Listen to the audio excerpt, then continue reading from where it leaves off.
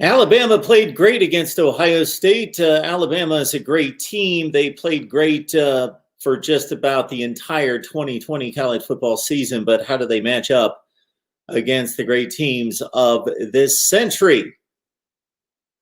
Welcome into Mark Rogers TV, the voice of college football, our call-in show on a Wednesday night at 9 o'clock Eastern time. So we would invite you to give us a call to discuss the greatest teams of the century. And maybe we'll come up with a video here in the next several days in which we will rank the 21 champions of the 20th century, or the 21st century, of course. It's the 21st century here, and rank the champions. And would love to hear from all of you. And you know that you can call me up about anything concerning college football. It doesn't have to be about our topic of the night, which again is the greatest teams of the 21st century. We will discuss that in just a second. Let me set up the show before anyone calls. All right. Patreon. Yes, we've got a Patreon page that we would invite you to. Right now, we haven't done a whole lot recently, so that's not a great selling pitch on my part. But if you love what we do here at Mark Rogers TV, the voice of college football, and you just want to support what we do, if you would like it to continue, I would like to be doing this a year from now. I'd like to be doing it 5 years from now. We would like to continue to blow it up big. But to do that, we need revenue streams. So one way in which we'll do that will be on Patreon. And so please join our Voice of College Football community. You can go to any video, go to the description section of that video, and you can find our Patreon link right there. Or you can just go to Patreon, search Mark Rogers TV, and sign up right there for 16 cents a day. That's about $5 a month. That's actually about 16 cents per day. It is actually $5 per month to sign up on Patreon and follow us there. Of course, we need sponsors. We are looking for sponsors.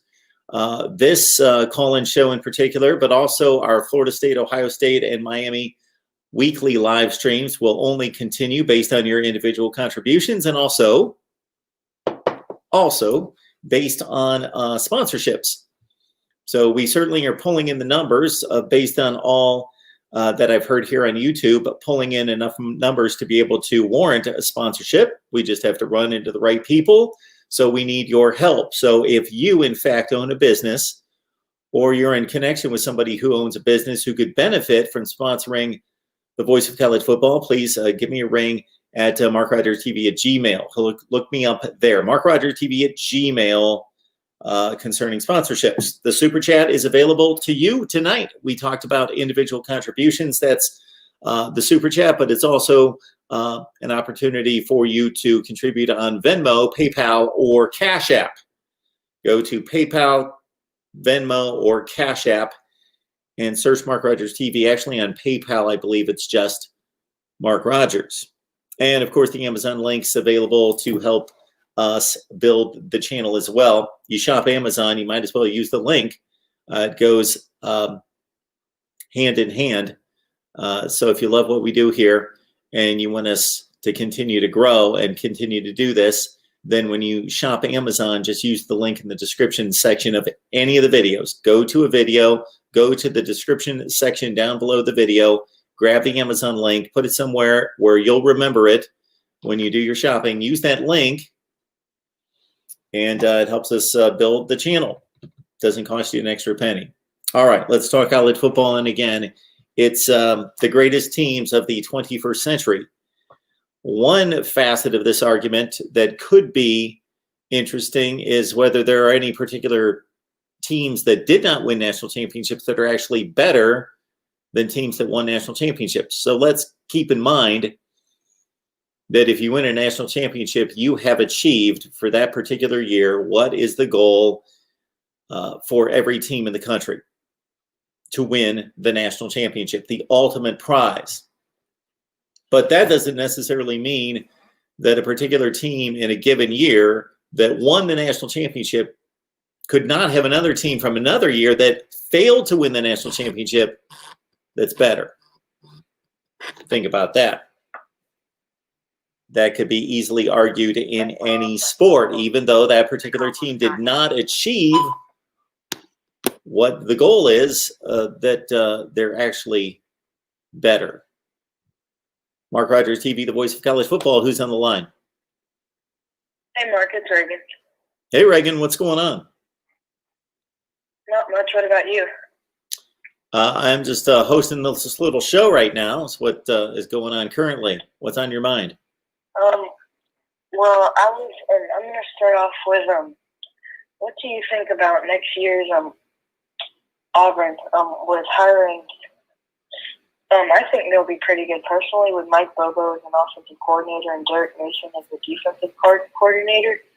But what do you think about the Auburn team coming into this next year? Yeah, well, we've certainly addressed that a few times with some recent video posts. Brian Harsin wasn't necessarily a hire that I thought was a home run hire. He certainly could turn out to be one, but I thought it was a capable hire. I heard him interviewed a couple times, both at the news conference and then at the bowl game. And what he has done at Boise State is basically maintain a top-flight program. He didn't build the program. He wasn't responsible for raising it to that level. He maintained what had been built there by the likes of Houston Nutt and Dan Hawkins and Chris Peterson. Derek Mason, I think, is a tremendous hire. Derek Mason was responsible for the best Stanford defense in the history of the program, and being right in the middle of building that program to a point in which they were a top 5 program in the nation for a few years when he was there under Jim Harbaugh and David Shaw. And again, Mike Bobo is a first-rate hire, offensive coordinator, of course, at one point at Georgia, South Carolina, quarterback at Georgia, and Colorado State head coach. So I think they're moving in the right direction. I think that they obviously have the most difficult job of anyone in terms of an in-state rivalry.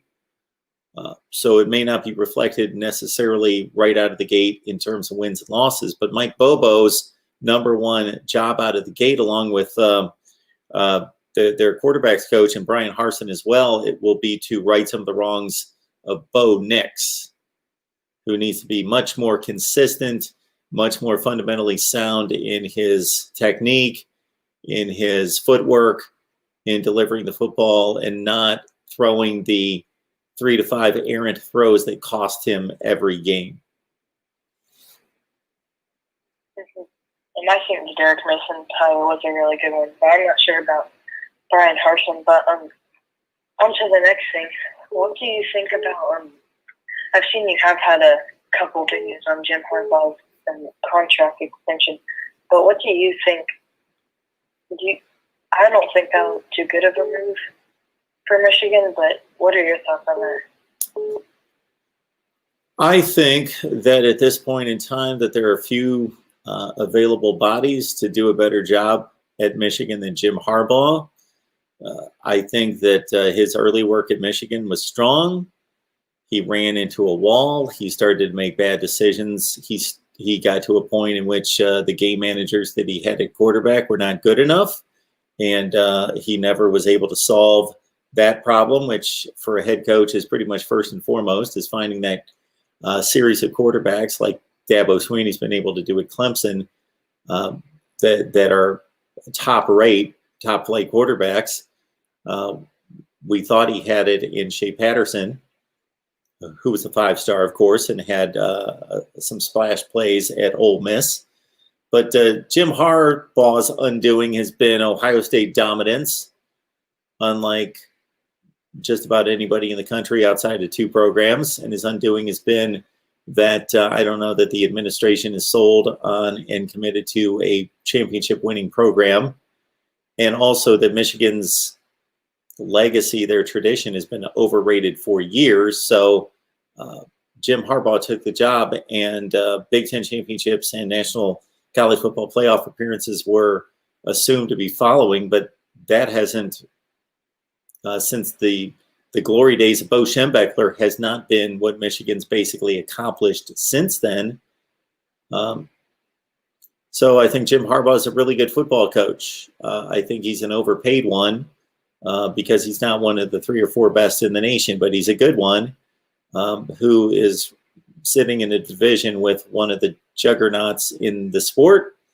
And I think that I would have let him go and try to find somebody else. I don't know exactly who would that have been. I would have wanted, had I been in charge, to have a good feel for whether a Matt Campbell in particular would be interested in the job.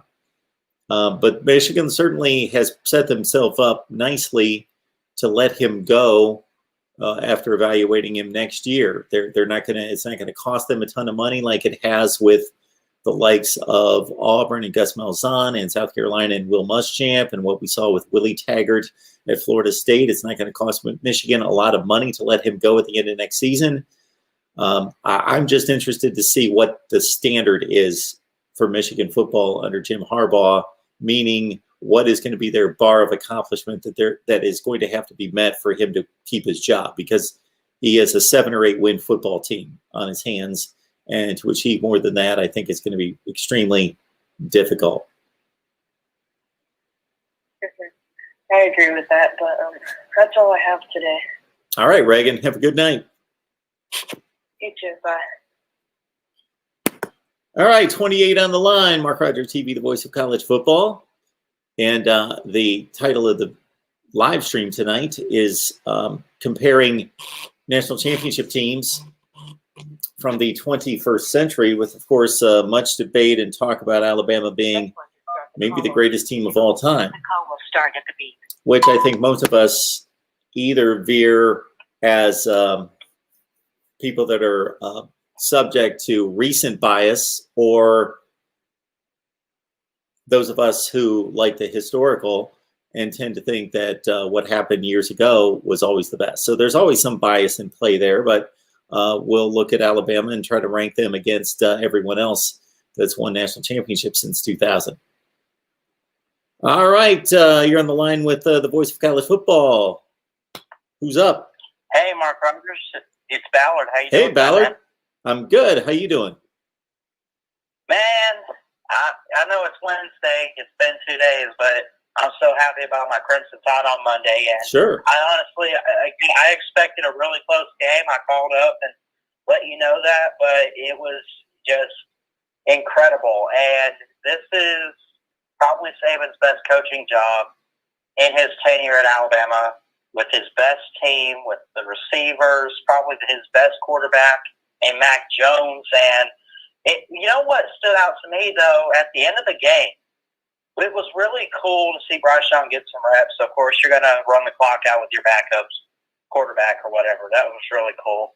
But Landon Dickerson made his return since that Florida game, which it was almost like he was acting like it's been all season. But, you know, we can understand it, though. It kind of feels like it a little bit.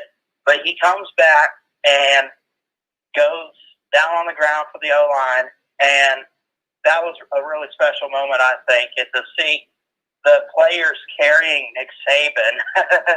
I think I saw where, like, there's like a picture out there somewhere where back in, like, the 70s or whenever, didn't, like, at some point, like, one of his championships, the Bama players carried him off the field or something. But how about Nick Saban breaking Bear Bryant, man? I mean,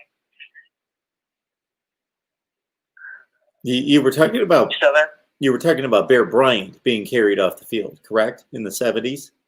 Yeah, in like a championship game at some point. Wasn't that? Well, there was no championship game, but that is something that you know, I grew up watching happen all the time. That doesn't seem to be a thing anymore. That happened all the time. Yeah. That you would see probably throughout bowl season, maybe 8 different coaches getting carried off the field after bowl games. Right. Yeah. It was just kind of funny when they interviewed Coach about it. He said, "I enjoyed the ride." I mean, it was just really cool to see, man. But hey, I know Bama's losing a lot of players, and looking towards next year. I know we just ended this year. If I'm picking a team next year, I'm not picking Bama to repeat, because I mean, they'll be right there in the conversation. I think Bryce Young's going to do a really good job. But you're talking about losing Mac Jones, Devonta Smith. You're losing Najee, some O-line. You look at the defensive side, you lose guys on the defensive line. Dylan Moses, probably Christian Barmore. There's quite a few guys they're going to lose. They bring a lot of great talent back. But if I'm looking at next year for teams that could win the championship, my favorite right now of all the teams is probably Georgia. Georgia's going to be stacked. They're going to have great talent. And this, in 2021, could finally be the year for Kirby Smart to do something that Georgia fans have been waiting on. That's in the 40-year drought. I guess 41 next year, but you get it. Well, it is interesting to note that although Nick Saban's teams have been dominant, and let's see, we're looking at how many seasons at Alabama? 07 through 20. That's 14 years at Alabama. He's won 6 national championships, and he's won 6 in 12 years. There's just the one time, and when I say just, I'm not demeaning his accomplishments because they're beyond anybody else in the history of the game. But there's only been once that he's gone back-to-back. 2011 and 12 would be the only time he's gone back-to-back. So this would be something that would be rare. He certainly doesn't let a whole lot of time go by before he wins the next one. But I'm not going to put it past because they've always come back and been right there after winning a national championship. And despite all those losses, you know, it's going to be fun to watch Bryce Young develop and see how quickly he can become a top flight quarterback. I got something else real quick before you let me go. It just kind of popped in my head, just thinking about college football and teams and how this season's over. If we get a normal season next year, let's say it's probably not conference only. Let's say it's back to normal, maybe some COVID stuff, but assuming it all gets a little bit better. Does Notre Dame stay in the ACC, or do you think they go back to being independent?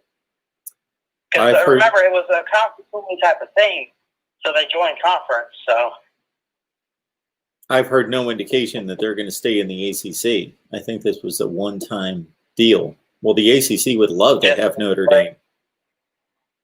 Yeah. I feel like that's something we need to be talking about this offseason. What's Notre Dame going to do? Because, I mean, not that it really matters a whole lot, I don't think. But, I mean, I just thought it was interesting. I think they joined this year just so they could play football, and there's nothing wrong with that. And I made a video at some point when they did join, and I said, look, if you want to join a conference, great. I encourage you to do that. But this whole we're just going to join just so we can play and then go back to not having to deal with conference championships is just kind of crazy a little bit, I think. Sure, it's crazy. I don't blame Notre Dame in the slightest. Notre Dame can do whatever they want as long as they're being allowed to do it. It's just like a little 5-year-old child. They should be blamed for anything they get away with doing. We want to play. We want to play. So they can do whatever they want. Notre Dame, they need to be held accountable by the rest of Power 5 college football, but nobody does that. And the ACC only enabled them this year to play football with no accountability to join a conference. It's ridiculous to join a conference for a year.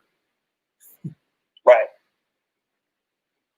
Yeah, but anyway, it'll be interesting to see. But I'm sad college football is over.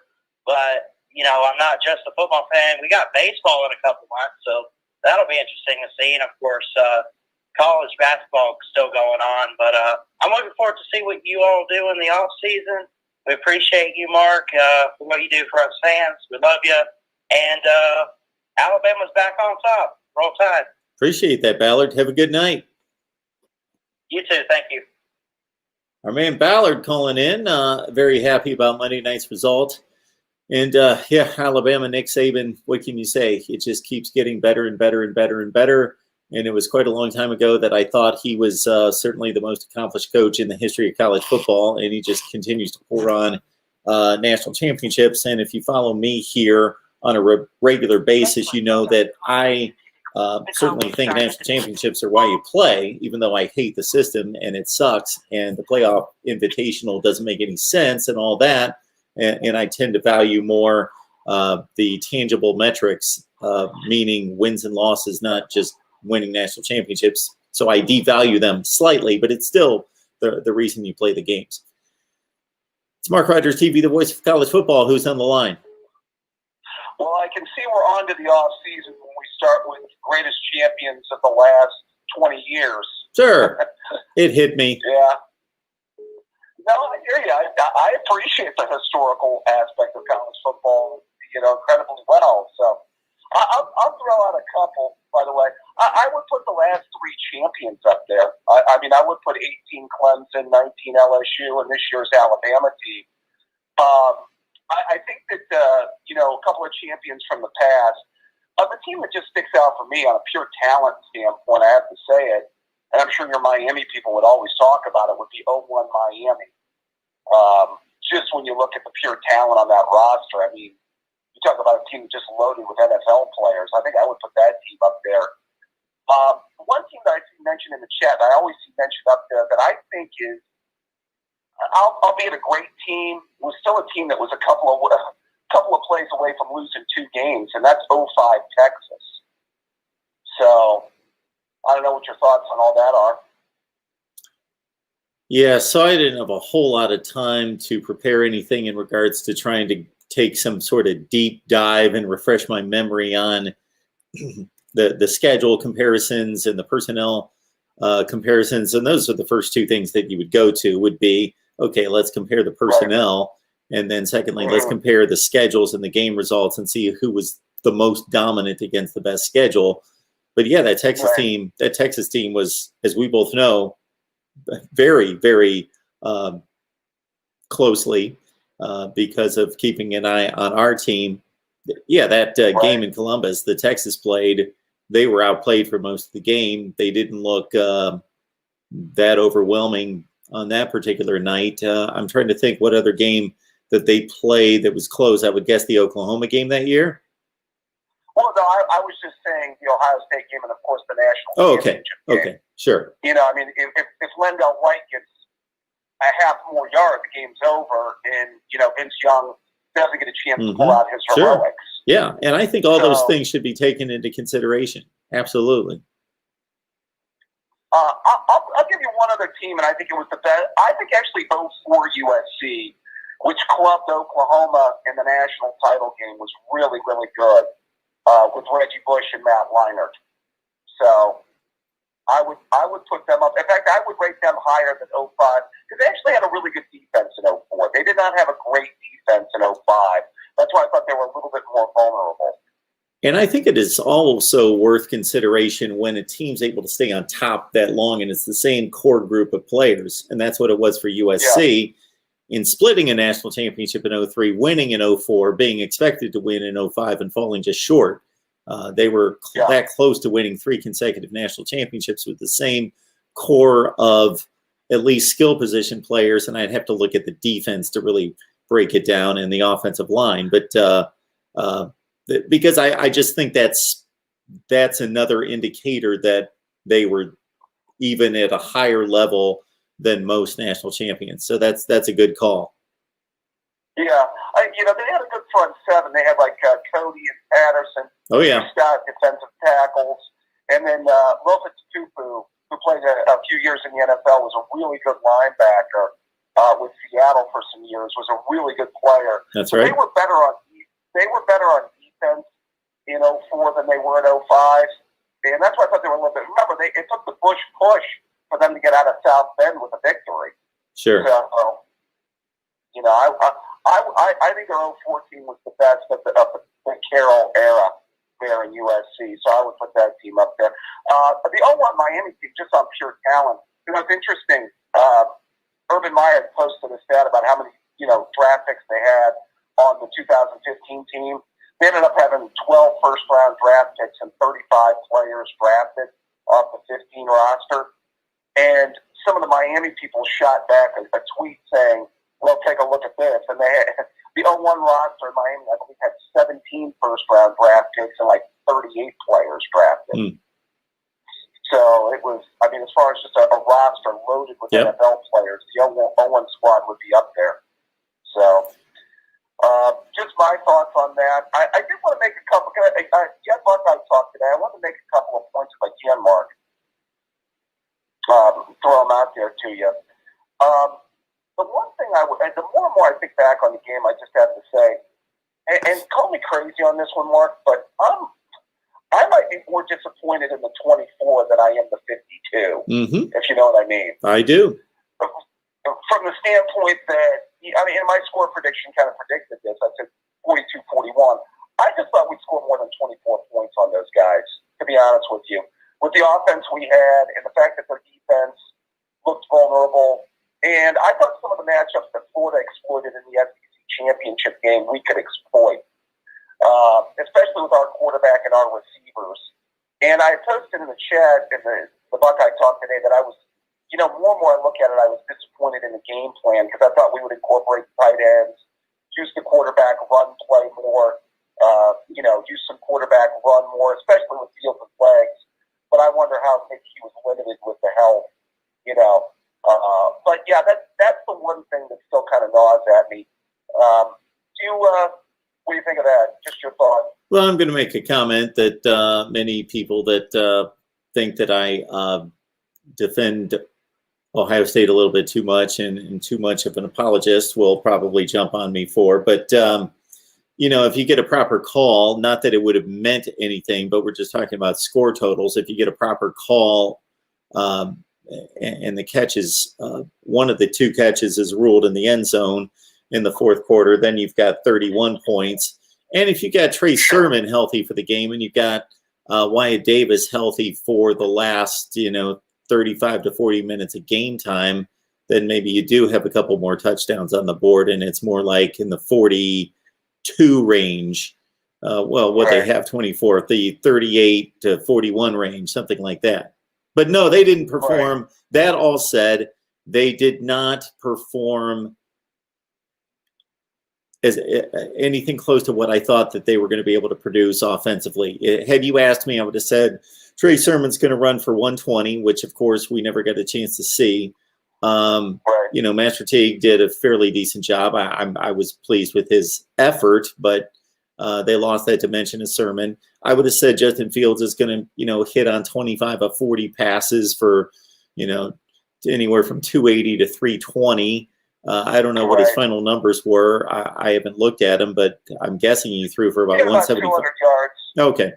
About 200 yards. Okay. They didn't turn the ball over. No. That was one thing. And so, the loss of Sermon, the loss of Davis, and the thing was, Justin Fields, I think it was the touchdown that they scored to make it 24. To get them to 24 when it was still 38-24, and that's the last glimpse of hope that they had. I think there was about 9 minutes left. Garrett Wilson caught the touchdown. But on that drive, Justin Fields got loose for a huge run, and that kind of jarred my attention to, man, it's just, again, it's too bad. The hip's not healthy. Was he we saw him run for a couple effective plays, and he ran for 67 yards, I believe, and that includes sacks. He probably ran for 90 yards, even with a bad hip. That could have been more of the game plan because it was pretty effective when they went to it. Yeah, I still think that, to be honest with you, I thought we'd see more of that. And to your point about Teague, and I know when you compare him to Raymond Harris early in the year, I think it's a bit of a false comparison. I think you're being way too generous there. To me, he's basically a fullback, Mark. I think he's not. I really think that the drop off between him and Sermon is severe. He's just a plotter. You could see that, a lot of the runs, I think Sermon gets more yards than Teague. I mean, he was okay. I guess he had 60-some yards, but compared to what Sermon was doing, I think Sermon is a much better back than Teague. I don't even think that's close. So, yeah, I tend to agree with you on that. Last point on it, I do wonder, and you guys were talking about the defensive problems, I wonder if there'll be staff changes for Day in the offseason. if they will, because some of the Clemson losses forced them to shake things up, on their staff after the loss in 13 to the defense, and then after the loss in 16, the offense changed some staff and changed some coaches. So that to me is going to be interesting to see in the offseason if he makes moves, because I think he maybe should. Yeah, we were talking during the show today, and you may have heard the comment that I made, which was just reiterating what Urban Meyer said, because every time you listen to him, he's just, of course, just a bastion of knowledge and insight into what's going on. And I think it was obvious that he was just so impressed with Alabama's strategy, with the play calling, the design of the plays, all of it.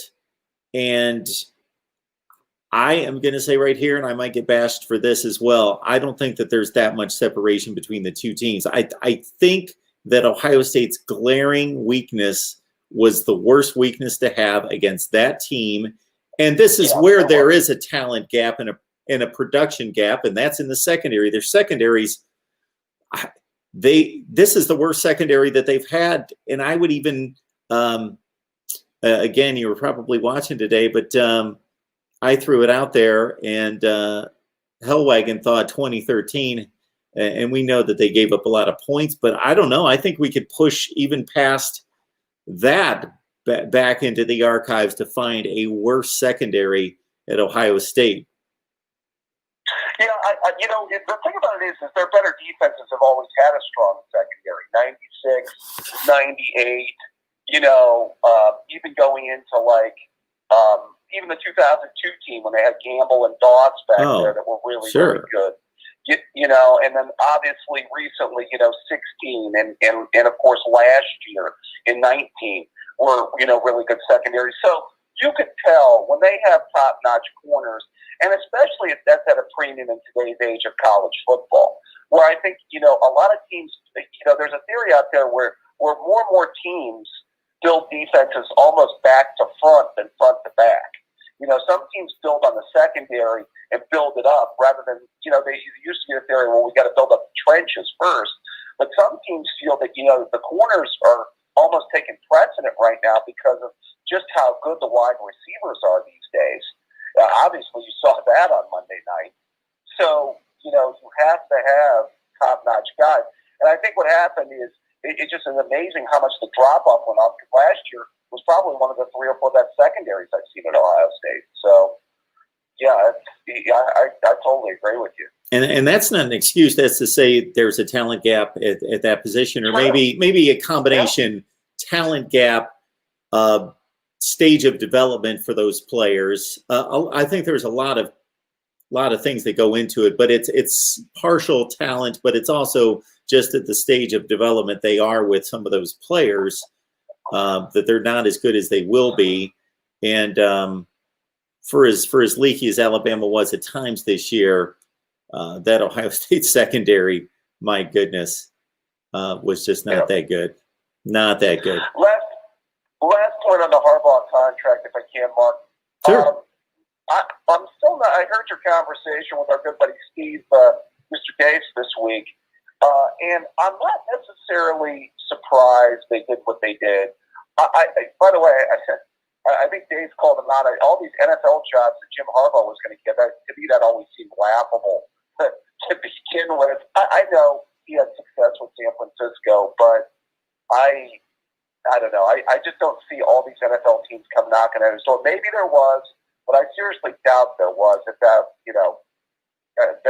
he ends up taking that type of contract, I tend to agree with what he's talking about. I think it's got to be eventually put up or shut up, unless, like you said, that's just a program that's resided to the fact that 9-3 is good enough, and we're just going to be happy with basically being, Iowa or something, and if you're good with that, then you go with that. But to me, you never paid a coach one of the top 4 or 5 salaries. I think at one time he was the second highest paid coach in college football for 9-3.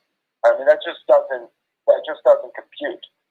And but I think it was also desperation on their part, because I don't think that they were going to get Matt Campbell. I don't think they were going to get Luke Fickell. I don't think they were going to get any of the other top-notch guys to replace him.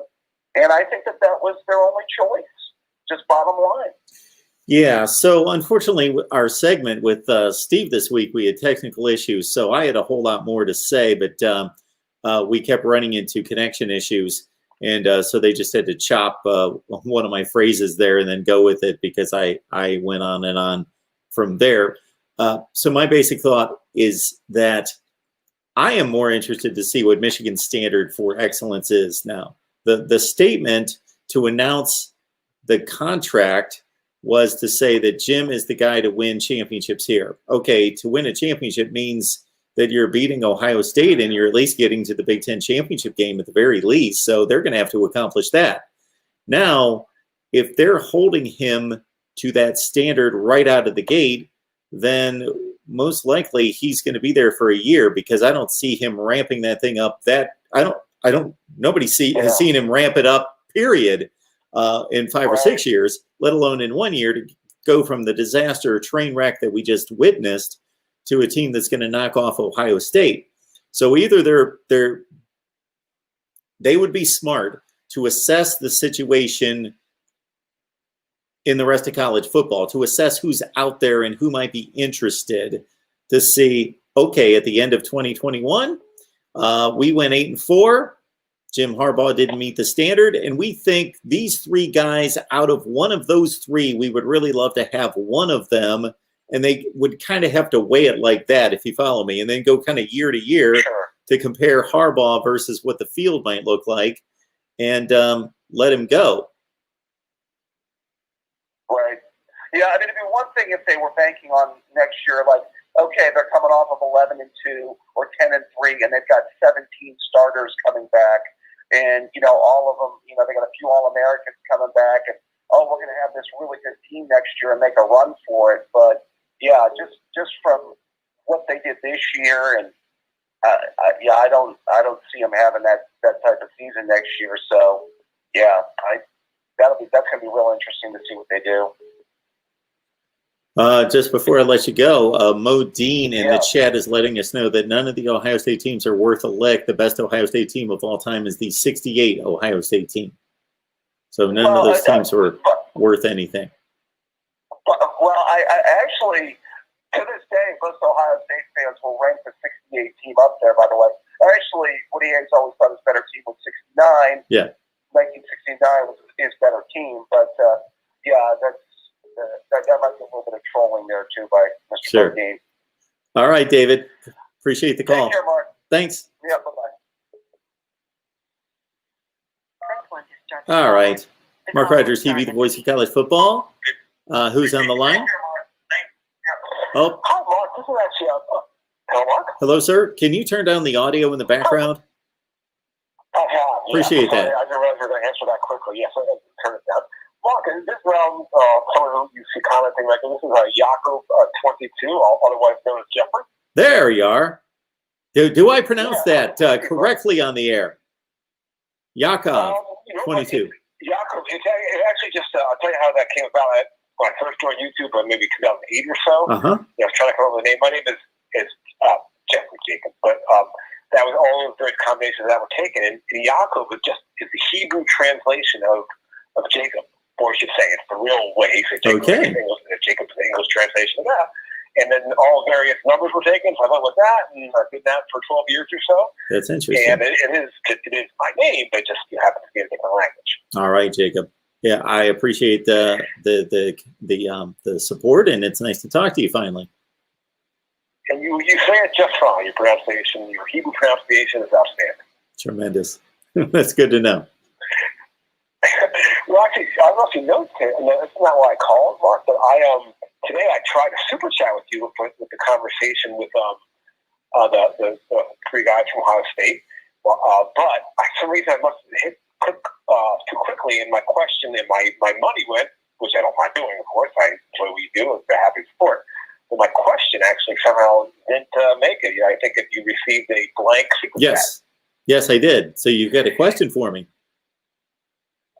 Well, I guess I could ask that, although I see your topic seems to be the greatest national champions of the century. So I think I'm going to start with that if I can comment on that. Absolutely. I just want to reiterate to everyone, regardless of what our topic is for the night, you can call me about anything.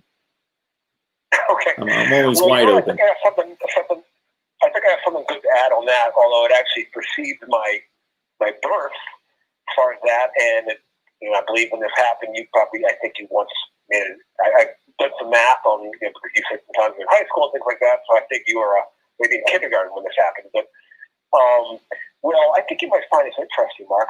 As a child, I remember in 6th grade we had to do a unit. Everyone had to choose a book.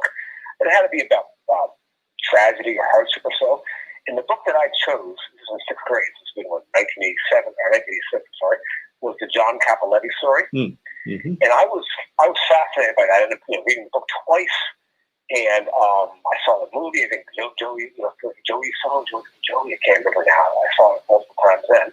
And I was always extremely fascinated by that particular the story of how he dedicated the Heisman Trophy to his younger brother who had leukemia. And something that always stuck with me, and I found out just a couple years ago from my mom that same day that he won the Heisman in December of in that December was when she found out she was pregnant with me. So I know this is not a show about theology or something like that, but I just thought it was interesting that story that I always found so interesting happened to be on the day that my I had the pregnant part of that, but she found out from the doctor. Those are the days before you could do a home test. You got to go to the doctor and find out all that stuff. But I found out that baby Jacob's on the way, another 9 months or so, and I always had a real connection to the John Cappelletti story. It was always one that particularly moved me. Yeah, that's very cool. Yeah, so something that I didn't know about that until recently. The team I thought you might find interesting, my parents, although I grew up in Ohio, my dad, who was a physician now almost 50 years, actually did 1 year of residency in Los Angeles. And at the time, this was in 1972-73, and he did it at USC Hospital. And they received tickets for the January 1st, 73, but for the 1972 Rose Bowl, where Ohio State was number 2 and USC was number 1. And he didn't know that eventually a couple years later, he moved to Ohio and become a very diehard Ohio State fan. At the time, he was cheering for USC, not out of great allegiance other than having been there for 1 year and having received tickets from them. But the USC won that game 42-17. I just looked it up. Yes, it was. You probably were a little kindergartner Mark or so watching that. No, I did not watch that game. I just tend to remember all the scores of these Rose Bowl games. But no, that was a little bit before my time in terms of that. No. I knew you were. I think you're born, but I think you were a child, and perhaps where you had interest in watching a Rose Bowl and probably on a small TV. But I did, after I knew my parents had gone to that, somebody just recently looked that up, and I read that Keith Jackson he said this, I believe, in the early 2000s, that 1972 USC team was the greatest team he'd ever seen in college football. And I obviously preceded my birth by a year, and preceded your watching of it. All I did look at some YouTube, highlights on YouTube. Yep. But I think he's a fairly good source, and if he felt there've been 15 national champions since he said that maybe even like 17 or 18 if he said in the early 2000s. But I guess at the time he'd seen a lot of college football and felt that stood out as the greatest team to ever take the field. Well, it being 1972, we would have had Pat Hayden, I believe, at quarterback. Although, no, he was an NFL rookie in, I think, 77. So that might have preceded Pat Hayden at quarterback. I believe the quarterback, according to Wikipedia, was someone named Mike Ray. Okay, Mike Ray. Yeah, who then was the quarterback with the Oakland Raiders and the Tampa Bay Buccaneers. So Mike Ray preceded Pat Hayden, okay. And then you had Lynn Swann, wide receiver. You had... this would have been Sam Bam Cunningham prior to him going to the New England Patriots. Cunningham was the MVP of the game, who they long-time Patriot, apparently was the MVP of the game, and Ohio State had no answers for him. There you go. So, yeah, so I guess I'm proceeding my birth by year and precedes your your fandom that I might offer them. So that'd be my what I want to say as far as, I know we don't stick with that, but as far as how you titled the video, I thought that was a team that would be very worthy of perhaps being called the greatest team of all time. But maybe I could just ask my question when I had the super chat for, and it really was more for the group.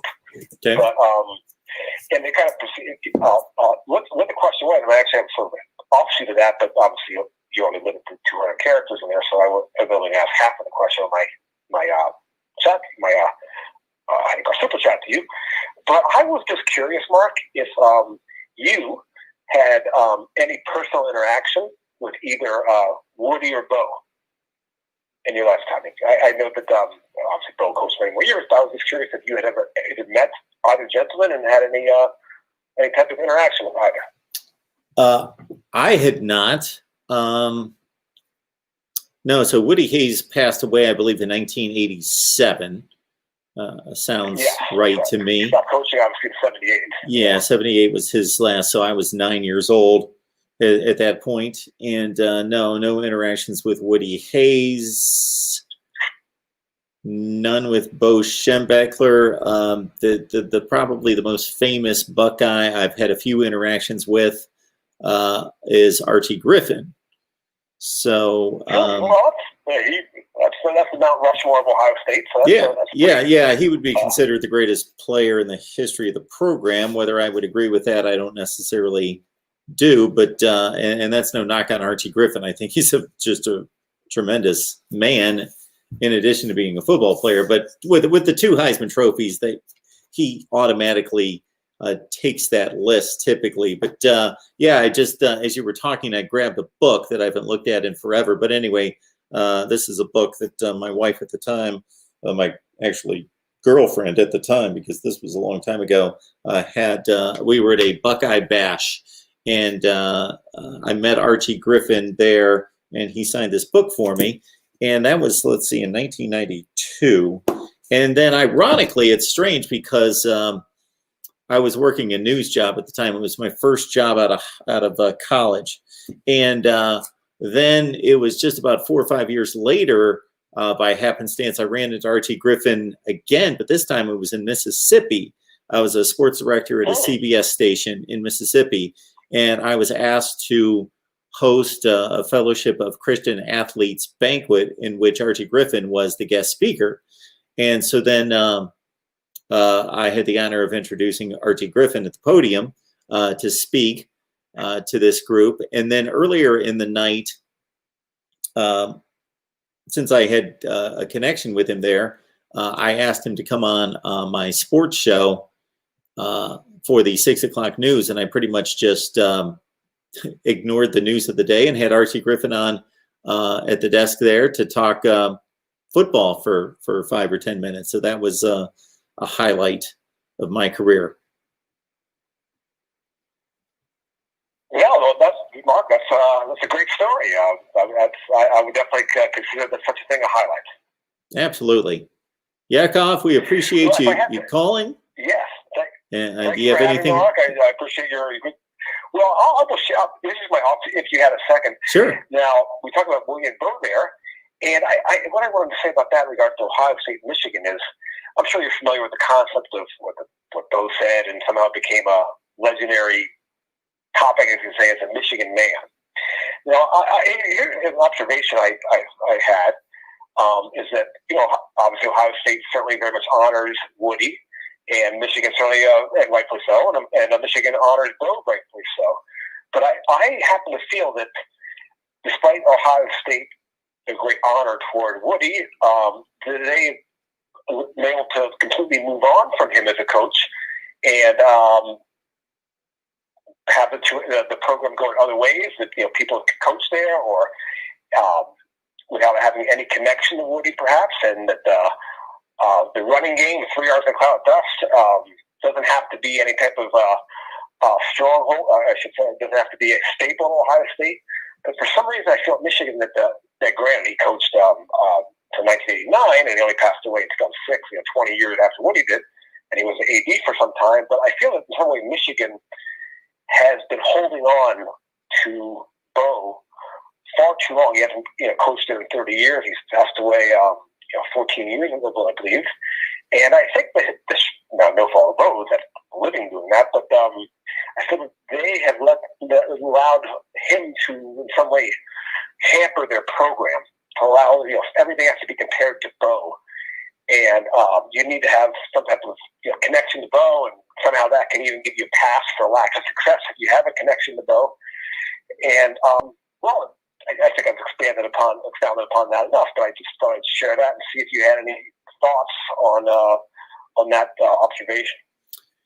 Yeah, so I think that the connection more runs through Jim Harbaugh. So had they made other choices as head coach, as they did with Brady Hoke, and then previous to that, Rich Rodriguez, especially Rodriguez, didn't hold any connection to Bo, not being a Michigan man and running a very state-of-the-art offense at the time, innovative offense, that he certainly didn't pay homage to Bo. But considering that Jim Harbaugh was, by some measurements, the most successful quarterback during the Bo Schembechler era, statistically at least, that whether he is knowingly paying homage to Bo by utilizing the fullback and the tight end and all that and running a more conservative, conventional offense, or he just does that because that's what he played and that's what he grew up in, and even going into his NFL days, whatever the motivation is, yeah, I think we can see that on the field in Jim Harbaugh. And I think that a football program can certainly pay homage to a great coach. Actually, paying homage to them would be more appropriate by staying with the times and innovating just like they did when they were coaching, and not trying to tie yourself to something that's outdated on the field. You can pay homage to their inspiration, their ability to mold young men, inspire young men, teach and instruct, and do all those things that are still very much a part of, and should be, of an education outside of a football approach or strategy. Mark, I think that's well said. And I feel very interesting and easy to talk to. I'd love to speak more, but I value your time, and I know there's a lot of people want to talk to you. So I'm going to reluctantly let you go. Thanks, Yakov. Appreciate the call. Yes, have a good video. You too. All right, we had some calls coming in. I apologize for staying on the line there, but we'll take your calls right now. Mr. TW, always supporting. Appreciate that so much. We'll get to your super chat comment there in just a second. As we are basically discussing the national champions of the 21st century, you can call about anything. Anytime I put a topic on the title, that doesn't mean that you need to call and we need to talk about that. But I'm just throwing it out there as a subject of the night. And so we're kicking that around. MarkRogersTV, the voice of college football. Who's on the line? This is Lucian. How are you doing, Mark? Lucian, I'm doing well. How are you? I'm doing good. Have you seen the current AP poll? For 2021, or the one that ended? Or we're talking about, obviously, if it's an AP poll, we're talking about the conclusion of 2020. The national championship game. I have not seen it. I would like to see it. I've not taken the time to check it out. Do you want me to just roll through the top 10? Sure. Alabama's at 1, of course. All 61 votes for them, top placement. Okay. Ohio State, Clemson. Texas A&M is actually over Notre Dame. Oklahoma, Georgia, Cincinnati, Iowa State, Northwestern. Okay. Do you think Texas A&M looked better than Notre Dame? So I posted a video the weekend that the college football playoff selections were made and the rankings came out. And I really had to take Notre Dame and Texas A&M's resumes and really line them up. And I certainly made the case that I respected and recognized anyone who debated that Texas A&M should make the playoff. But after close scrutiny, I believed that Notre Dame, I wasn't necessarily rating Notre Dame as a better team. I was saying that they had a better season. They had a better track record than Texas A&M. So I'm going to go down. I selected Notre Dame at number 4 going into the playoff. Now I'm going to look up my top 25 here as you're continuing to talk. I'm going to go back to my top 25 after the bowl games, the one I just released after the championship game, to see what my top 10 looked like against the AP.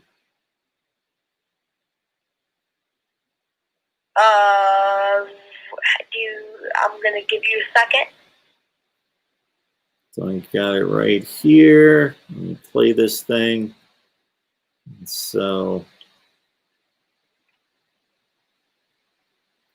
let me find my top 10, which should be about right. All right, so my top 10 looks like this.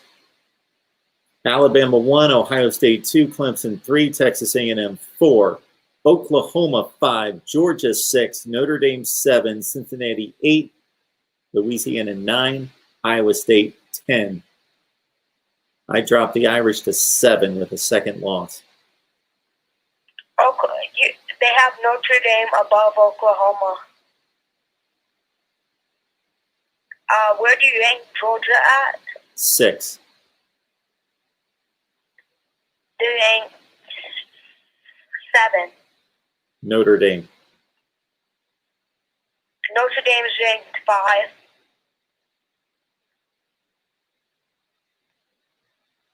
They just switched Texas A&M and Notre Dame before the, and then you got Oklahoma, Georgia after the 5, and then Cincinnati, Iowa State, and Northwestern. Is that what the AP has? That's what the AP poll has. That's pretty close to mine. BYU, Okay. Indiana, Florida, Coastal Carolina, Okay. and Louisiana. I've got Northwestern 11, Florida 12, Indiana 13, Iowa 14, North Carolina 15, Liberty 16, Coastal Carolina 17, BYU 18, Texas 19. When I saw Liberty ranked lower than Coastal Carolina, I kind of lost my mind. Yeah, but I'm you a should. Coastal Carolina. You should. I'm a Coastal Carolina fan, so Yeah. I'm actually happy about that. But good for you. Yeah, that's why we call our top 25 the one that makes sense, because the two teams played and they have the same record, and Coastal Carolina won the game head-to-head. So they should be ranked. But I certainly respected Coastal Carolina's body of work outside of that game more than Liberty's. That's why I ranked them only one spot below Liberty. And then you have Iowa after Louisiana. Iowa's at 16. And then Liberty's all the way at 17. Okay. That's 3 spots lower than Coastal. And then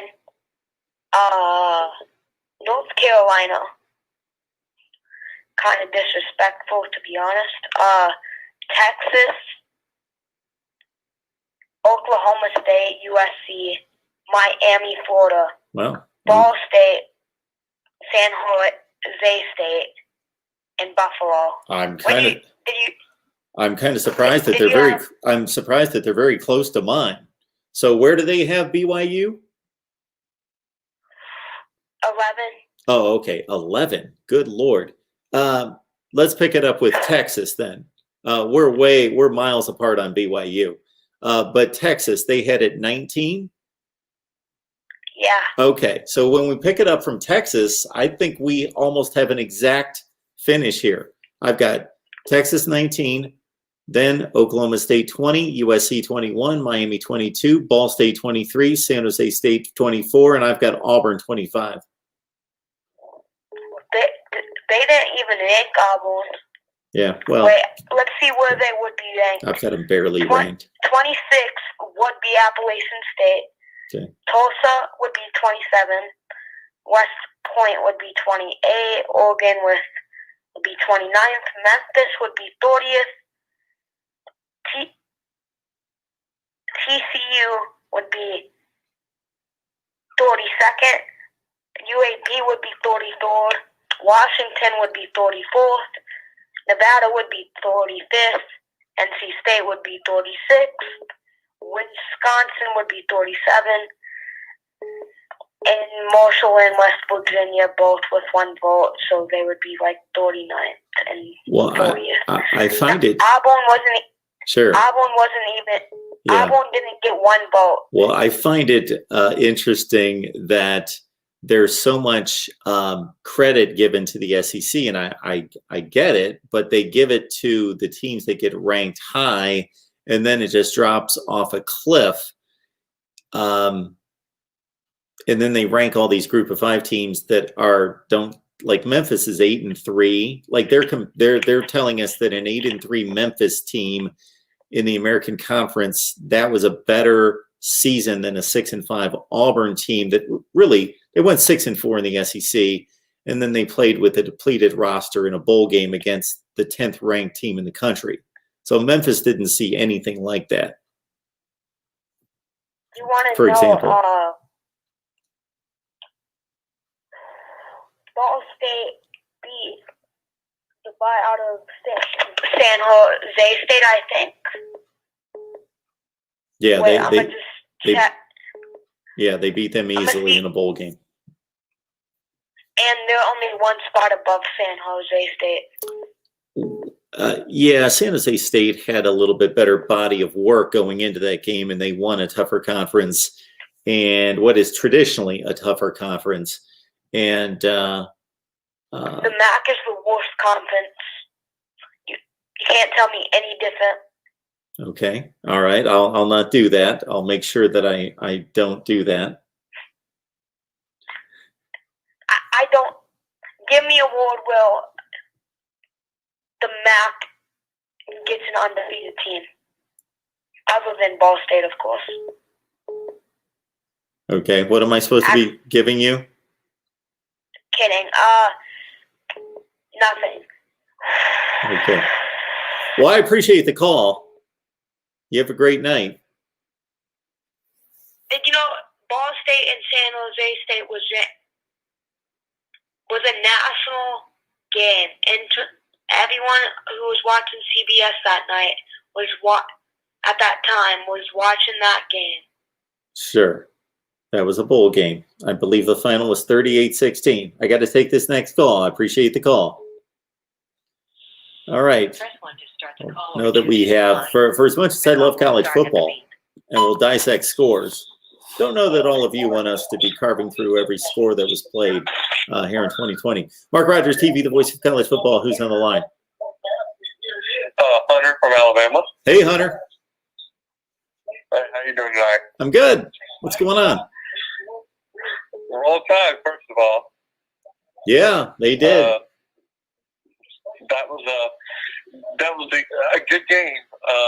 Even though Alabama pulled away there, I still think it was a good game in the sense that we got to see Alabama play in the second half without Devonta, and get to see some of those other feature players like Slate Bolden and Jahal Billingsley, really play at a high level. They sure did. I haven't heard any of your commentary on the game. So could you kind of give me in a nutshell what you thought about the game and what you thought about the players, specifically the players that played in the second half without Devonta? What was your kind of assessment on that? So there were so many high-level players on both sides from the wide receiver position that I think it even more highlighted how great, truly great Devonta Smith is, considering that Chris Olave is a great player. Garrett Wilson will be soon a great player. He's a great talent. And those other Bama receivers on through to the tight end position. Billingsley, of course, Waddle was banged up and limping off the field and coming back and forth and wasn't anywhere close to 100%.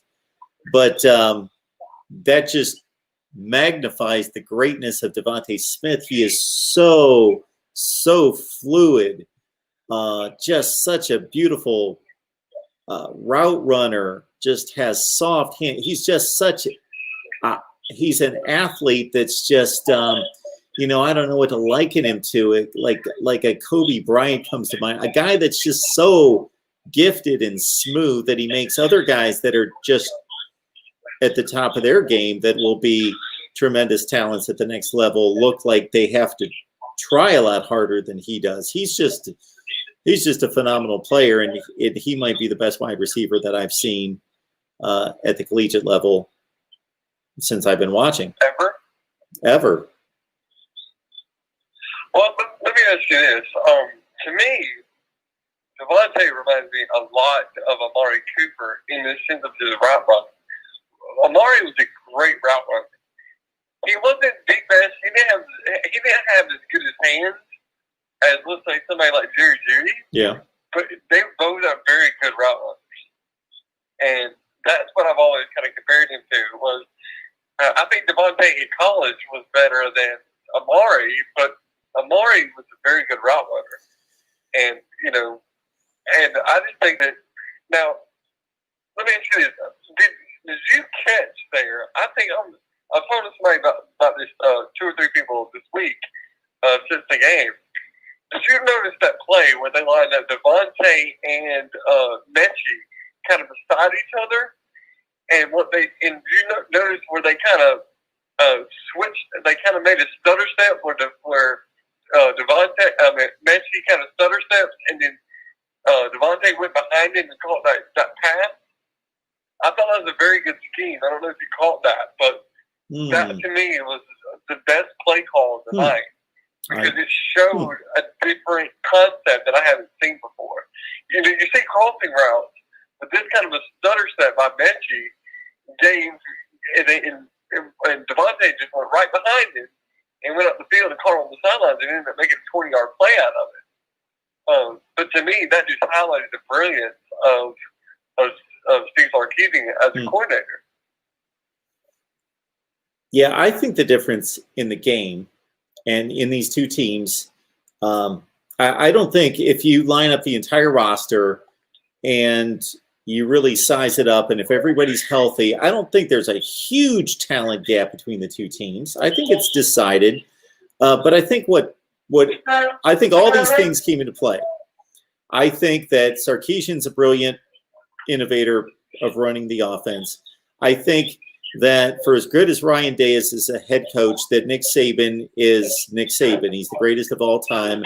And that Ryan Day got a little bit schooled in preparing his team versus what Nick Saban. Now, Ryan Day is going to learn from that. And it's not a knock on Ryan Day. It's just being a top 5 to 10 coach in college football versus being the greatest of all time. I just think the coaching on the Alabama side was superior to Ohio State's preparation. For, again, as good as Ohio State's coaching staff is, they got outclassed by Alabama, and Sarkisian in particular. I think that, to be very honest, and Alabama fans may jump on me here, I do think that losing Trey Sermon, Tommy Togiai, who is a top 5 to 10 D tackle in the nation, and losing Wyatt Davis, Ohio State's best offensive lineman, about halfway through the second quarter, right at the time when Alabama started to break away, did hurt Ohio State significantly. But I don't think it would have won the game. But I think that, it would have been a better game with their, we're talking about Master Teague being a capable running back versus Trey Sermon running for something like 520 yards the last 2 weeks against Northwestern and Clemson. So that hurt significantly. I just think the biggest difference, even though this was not a vintage Alabama secondary, it was a capable secondary. And, Branch is a tremendous player. Moore is going to be a tremendous player. They still have much better talent. And, I was talking to another caller, and this is probably Ohio State's worst secondary in about a decade or more. I don't know when they had a worse secondary. So this was not the team to be playing with that secondary. I don't know who they could have run up against in a national championship game. If they could have lucked out in some way and faced Notre Dame, then it wouldn't have mattered as much, not even any close to as much as what they faced with Alabama. So I think you have two loaded rosters, but you've got a coaching staff that is just completely full of knowledge and experience in these situations. This is the first time Ryan Day's had to turn around off a big win and get a team prepared to play the best team in the country 10 days later. And I think it showed. And again, you lose a D tackle, an offensive tackle that's your best, and a guard and a running back who's your guy, versus a team that is the best player in college football. And the secondary difference was, I just think that I think they were the two best teams in college football, but they're really not that close right now. Well, let me just say this. I come from a gigantic Alabama fan. I never want a player to get hurt, and I felt bad for Trey Sermon when he went out of the game. Even though he probably would have scored more and made that game closer, that didn't matter to me. I mean, I hate seeing players get hurt. I hated seeing Jordan Battle get ejected from the game from that targeting penalty. And so, I just hate it because, these kids work so hard all year long to get to this point. And if you're taken out by an injury like that, I mean, I really felt for the eye. But on another note, what you were saying about the Ohio secondary, I agree with you. That's probably the worst Ohio secondary I've seen in a while. On the flip side of that, I want to give big props to Alabama's secondary after losing Jordan Battle. Mm-hmm. They held their own pretty much. Yeah. These guys like DeMarco Helms, and I don't know if you noticed, but there's like 3 plays that Brandon Turnage got in there for Alabama, and who's a really coveted recruit out of high school. He came in there, and he showed some things. So it just shows you the depth that Alabama had, where you can replace these guys. And there was a difference. He got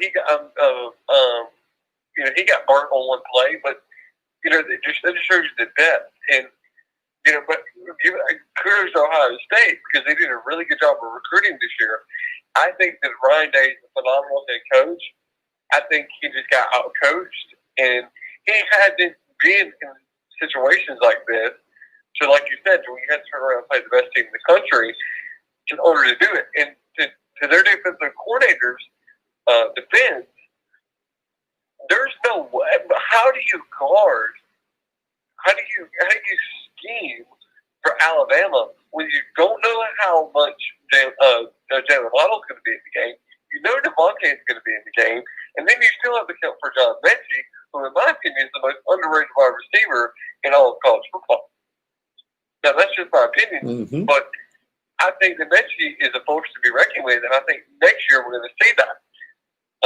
But there's just, it is a coaching nightmare for the Ohio State defensive coordinator because if you load the box, you're screwed, and if you play man-to-man, you're screwed. So no matter what he does,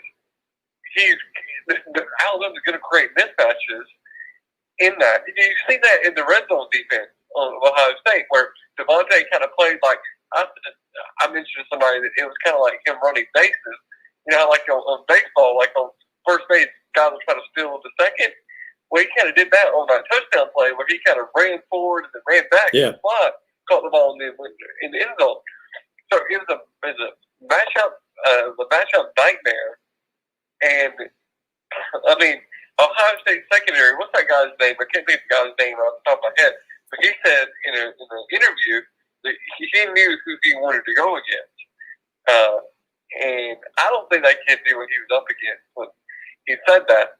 But I mean, they're college kids; they're gonna be that way. So I'm not knocking the kid for that. I mean, he's a good player. He'll probably be a good NFL player. But you know, just the difference between there is so good. And everybody always asks, what is the process that Nick Saban's talking about? And being an Alabama fan for as long as I have, and watching this whole era, here's what the process is. Everybody talks about the process. Here's the process: reload and develop. Mm-hmm. That is the process, and they have the same exact thing as they did when Nick Saban got there. Their camps, their fall camps ran the same. Their spring balls ran the same. Their practices are ran the same. That is the process. And when Nick Saban just goes out and continues year after year to recruit the best players, and you know, that's why Alabama is so good. And you know, but like I said, kudos to Ohio State. I mean, they played a pretty good game. I think they had a good game plan. I just think on the defensive side of the ball, it was a nightmare to try to scheme against Alabama. But you know, Justin Fields had an off night. I think he was a little bit disoriented because he was already hurt, and then you're having to worry about Anderson and Barmore tackling you. So I think he was a little apprehensive in some of those plays. So, you know, but I think it was a good game, great win for Alabama, and you know, I live in the state of Alabama, so that's the primary reason why I'm a big Alabama fan. But it was just a good year. Probably one of the best. This is probably the best college football team I've ever seen. Mm-hmm. And so, do you think that Alabama this year is the best college football team, complete team that you've seen in your lifetime? Well, let me make 3 quick points here. One would be, you know, I understand the concept and the strategy of playing soft in the secondary if you're Ohio State and thinking, okay, we're going to make them go 10 and 12 plays to score a touchdown. And we hope that, you know, somebody drops a pass, there's a misfire, there's a penalty, we can get to the quarterback, get a sack, get a negative play to get them back. But even Alabama is unlike anything else in regards to 2nd and 14 doesn't faze them. So I just think you plant a certain mentality in a player's brain when basically he's playing 12 yards off the line of scrimmage and just allowing an 8, 10, 12-yard out route. And he's basically just playing so passive all night. Basically, you just notice time after time after time after time where the Ohio State DB doesn't even have to make a tackle. Basically, the Alabama receiver is going to catch the ball for 10 or 12 or 14 yards, maybe deeper, close to the sideline. They're stepping out of bounds. And you just see this, it's just this built-in mentality of playing passive and giving ground and giving up the reception and just coming up and making a tackle or just, you know, standing there when somebody's just running out of bounds or just, you know, tiptoeing the sideline. And it just builds a mentality that I don't care to watch. What were my other thoughts going to be? Now this cannot be proven in any way. It's just a judgment call that if everybody's healthy, so Fields wasn't healthy, Sermon's not healthy, he's out of the game. I mentioned all the guys on the Ohio State side. Of course, you would need to do that on the Alabama side. To be fair, you know, Waddle's healthy. Battle stays in the game. You know, everybody's fully healthy and playing at their top physical peak. I think that there's probably, if they play 10 times, the typical Alabama wins in the 2-touchdown range. They win most of those games by 10 to 14 points. That's the difference between the two teams, in my thought. On the drive that Ohio State cut it to 38-24, that gave them a glimpse of a chance. It was about 9 minutes left. They cut it to 2 touchdowns, 38-24. You know, Justin Fields finally started running the ball, and I just think that was out of Ohio State's arsenal because of the hit that he took the previous game, and he just wasn't. You know, even at a compromised rate, he ran for 67 yards. He took several sacks, so he probably ran for at least 90 yards. But they just didn't utilize him in that way very much because of the obvious. So that's where I see the differences in the teams. Yeah, Alabama, and that's one of the things that made me think of delivering that topic tonight, greatest team of the 21st century, is that Alabama looks it. We thought that LSU had the best offense maybe of all time last year, and now Alabama's maybe eclipsed it. I think that Najee Harris is a better back than Edwards-Clyde-Hilaire. I think that's one distinction I would make for this Alabama team over LSU from last year, offensively.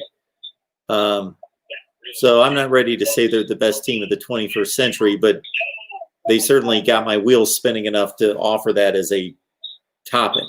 They're in the top 10. They're in the top 5. Oh, yeah. Yeah, I agree with that. All right. Well, I appreciate you taking my call, and absolutely. It's been fun. For the second half of the season, following your coverage, and you do a great job. So keep up the good work. I appreciate it. Have a good night. All right. Bye-bye. All right. Again, Mr. TW, I finally get around to reading your Super Chat comment. Thank you so much for the contribution. As always, you know that. Mark Rogers is the voice of college football. Like the video. Thanks, Mark. Keep it up. Yes. One contribution we would ask of all of you is to smash the like button. I don't know how many likes we have right now. I can't see that. I would have to go on my phone. And I mentioned to many of you this, unfortunately, this was always my baby to look up different information while I was talking to all of you, but it's fried. So we've got to replace that. And actually this I've got to replace as well. So we'll get to it. So I don't know how many likes we have at this point, but let's get those likes up there. I would like to have, we've got a pretty sparse crowd tonight, only around 65 or 70. But by the time this video posts and we're done for the night, we'll probably have 500, 600, 800 people get through here. So I would hope we could get 200 likes, 300 likes, something like that. Let's see. We've got another super chat I need to get to, and I apologize if I can't get to it now. I may have to find this on my phone. There we go. The hat. This is the first time I've seen your handle, the hat. Would that be possibly a Les Miles reference? The Mad Hatter? No, it's just the hat. So the hat, here's the big hello and welcome. Welcome to Mark Rogers TV, the voice of college football, the hat. This is the first time I've seen you, so welcome in.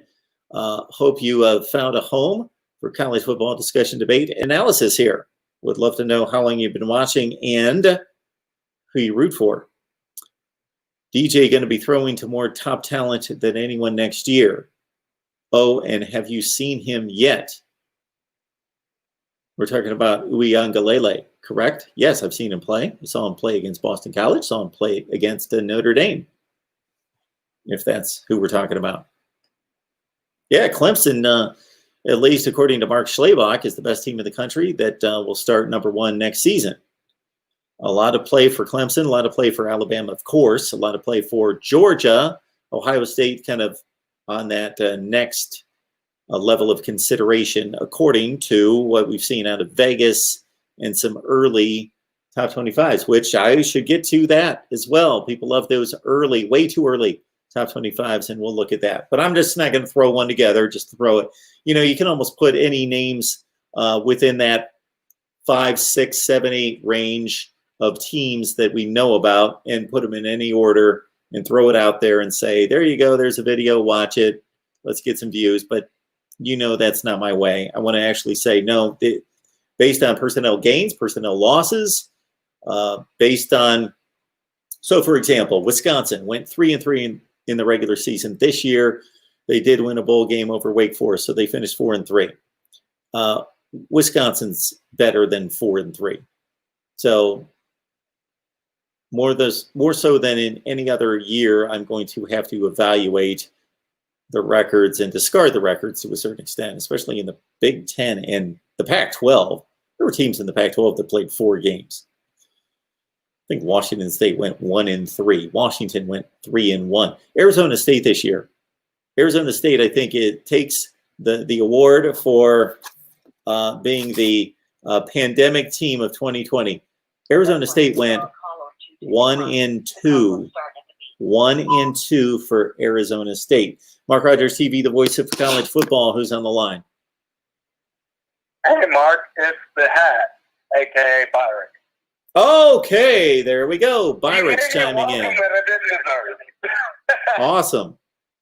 Well, you got the big welcome anyway. Maybe I didn't give it to you at the time that I first noticed you, so it was probably like a year late. Yeah, no, you're giving me about 2 or 3. But anyways, I wanted to ask you, you get a lot of beat writers on and everything like that. Are people worried that spring football is not going to happen?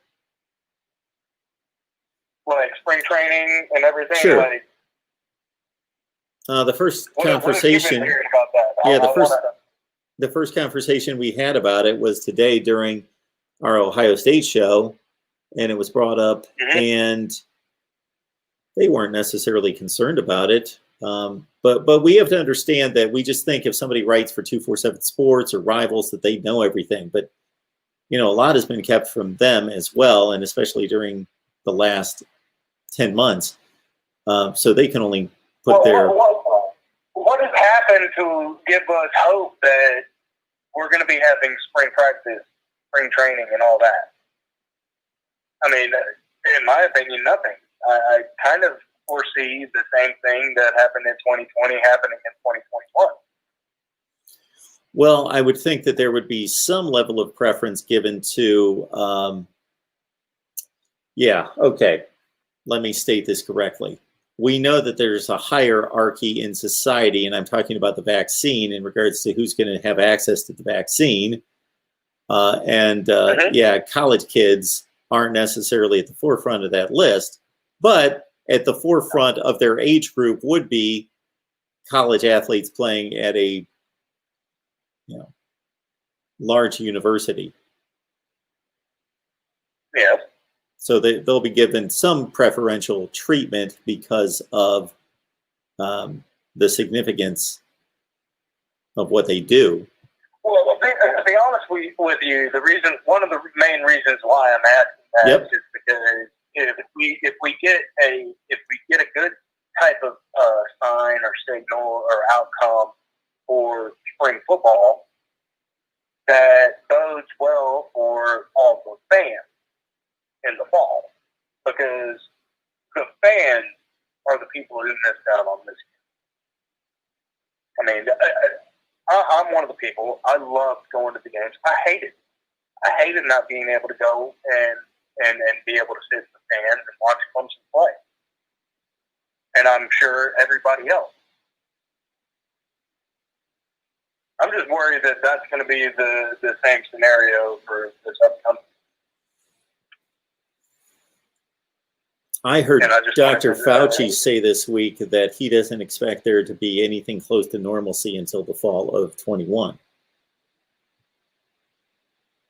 Yeah, and we were hoping that the spring of 21 was going to be normal. Yeah, that's why a lot of the conferences pushed it back, and especially the FCS conferences.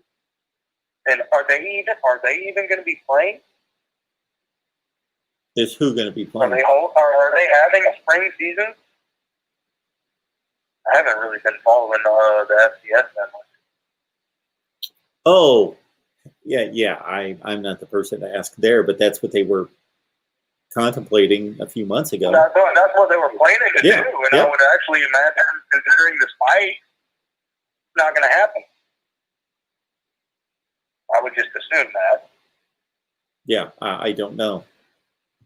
They have less incentive to play because of the money's not a consideration. If anything, they save money. Yeah, they probably actually. But anyways, I'll let you go, Mark. I just wanted to get your thoughts and input on what we're possibly going to be seeing in the next coming months. Yeah. With between recruiting and spring football and all that. So. Yeah.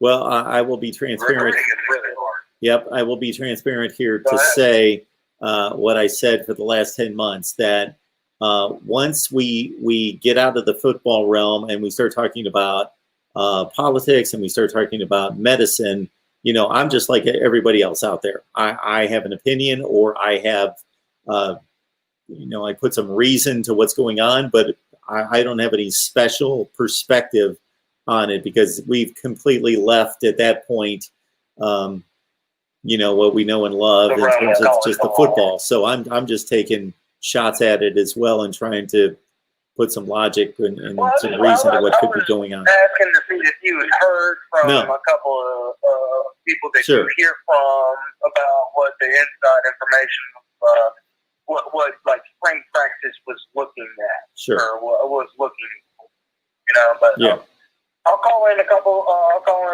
in about a month or so later from now and ask you the same question. Absolutely. Because I do think that you'll have a little bit more information, especially considering Miami, Ohio State. I know you talked to the Virginia Tech people. Are you still doing the Nebraska show?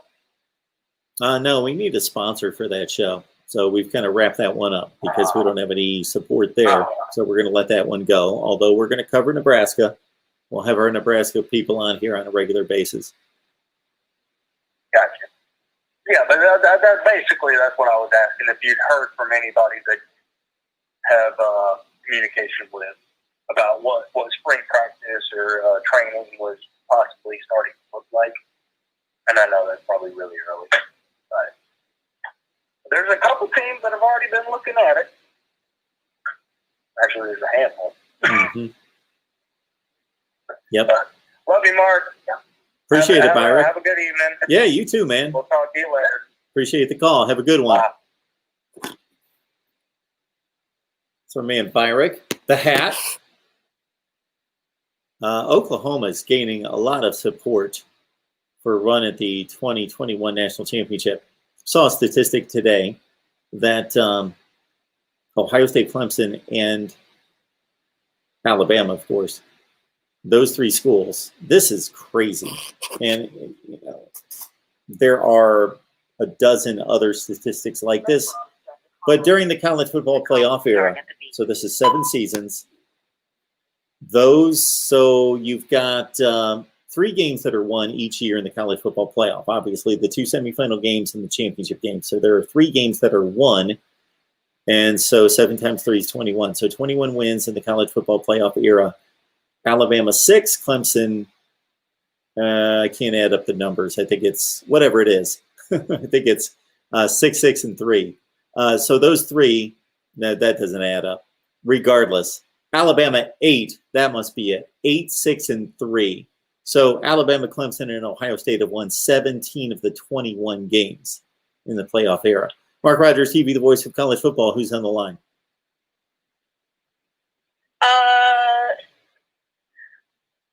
How you doing?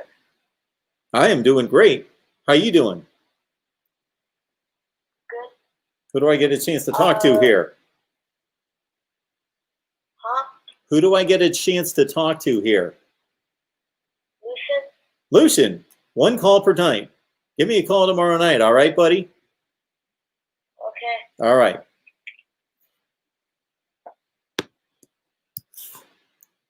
I think Lucian's taking over the show tonight. He wants to do his own full hour. I think we did 20 minutes with Lucian.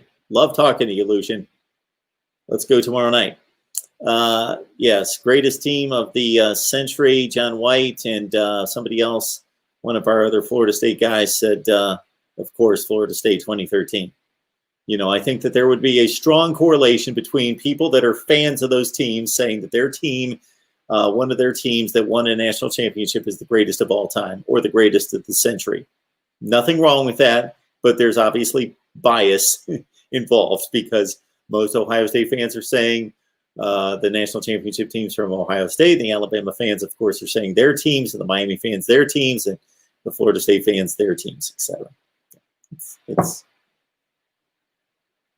understandable.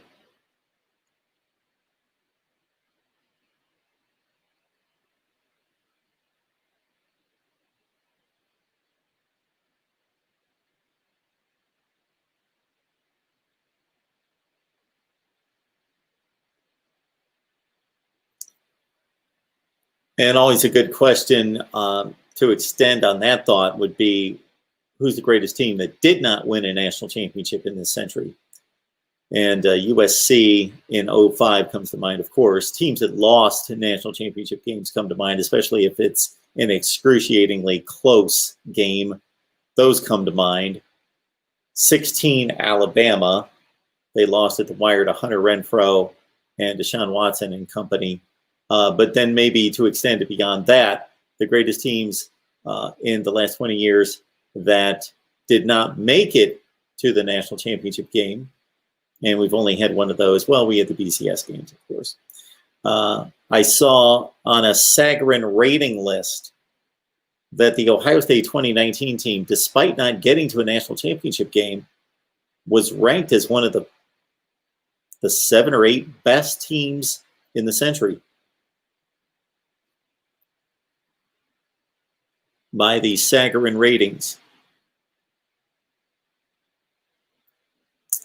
There was one day during the week that in the paper, the newspaper, I would look at the Sagarin rankings, and I didn't even understand them at the time. I was about 10 or 12 years old, but I would look at the Sagarin ratings just because I was a nerd who wanted to see, and he'd have all the teams ranked with a number next to it, and there'd be an explanation of how that number came to be. And all the, at the time, Division I teams would be ranked. I always found that fascinating. The call will start at the beep. MarkRogersTV, the voice of college football. Who's on the line?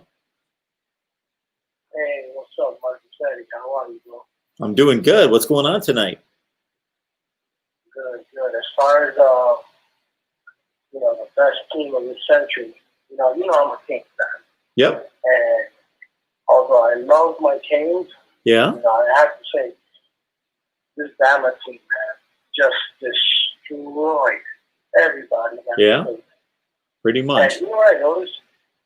In 2018, Uh-huh. I said, wow, hey, this Clemson team could be the best of all time.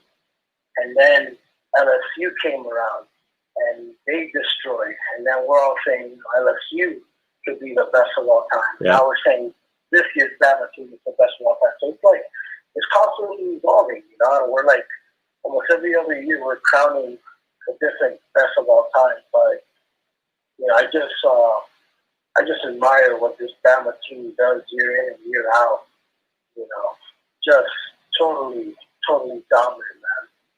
Totally dominant. They're not going anywhere anytime soon, and I dread that we have to face them first game of the season. Mm-hmm. Well, the only thing you can hope is a lot of those studs, of course, they're going to be replaced by more, but at least you're going to be facing a lot of inexperience on offense. Yeah, but, they reload it. They're always constantly recruiting the top. Well, sure. 5 quarterbacks. Absolutely. I'm just talking about experience. Yeah. Good thing for us, though. I don't know if in the next Hurricane show, but a lot of our guys have decided to return. Yep. So that gives us a good, not a chance, but, as far as every other game besides Alabama, we're getting a lot of experience back and stuff. But, the argument can be made that this Alabama team so far is the best team of the century, man. And perhaps on my team, my fellow King fans are going to be like, oh, blasphemous, that 01 team. Yeah, that 01 team had a bunch of NFL stars, but, football evolves, the play calling, the schemes, the systems, even that 95 Nebraska team that just blew out everybody. Yep. And man, they won't be able to compete with today's ball. They'll be figured out real quick. So, with that said, hey, by the way, congratulations on your team making to the finals. They made it interesting the first quarter and half of the second. The valiant effort, but just Alabama's too much. Yeah. Yep. Absolutely. And so I certainly agree with what you were talking about in trying to compare teams from different eras. These players just continue to get faster and stronger and quicker. And they're aided by just all the information that's been built up through the years. It just becomes, everybody becomes smarter.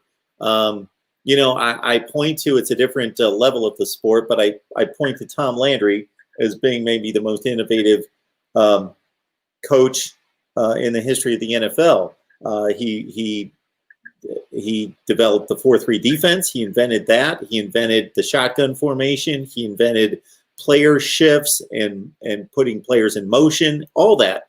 So you got to kind of, you can't, it wouldn't be fair to him if we just resurrected him, brought him to today, because he'd be competing against guys that took concepts that he built and took them to, you know, whole other levels. But he had to develop them in the 1950s for them, you know, and so there's just constant innovation from that standpoint. So it's almost not fair. It's like taking, you know, it still sticks out of my mind watching a documentary of the 1958 NFL championship game that is very historic because it was an overtime game that brought football to the forefront when baseball was the #1 sport in America. And those guys, they're interviewing those guys, talking to them, and they're mentioning that they had to get up at 5 o'clock in the morning and go work a factory job in the off season. So there's no way you can compare the advantages that they have today versus guys that had to work an off season job and, you know, didn't have the nutrition and the state of the art equipment and all that, and were just treated like regular Joes. So it's all just developed. So anytime the greatest is brought up, I think you'd look at it two ways. Either you say just flat out, if we could bring teams in from 10 years ago, 50 years ago, and just play, who would win the game? And in that comparison, they wouldn't stand a chance. Or you can just take it as who's the most dominant against who they played in their era and do it that way. That's true. And maybe even like, instead of like, you know, greatest of all time, maybe just rank them like, you know, greatest team of the decade. Yep. You know, which that's when my bias is gonna kick in, and I would say my Kings were the best team between 2000 and 2010. Sure. Not just me, you know. Yeah. And to the low fans, I'm sorry, bro.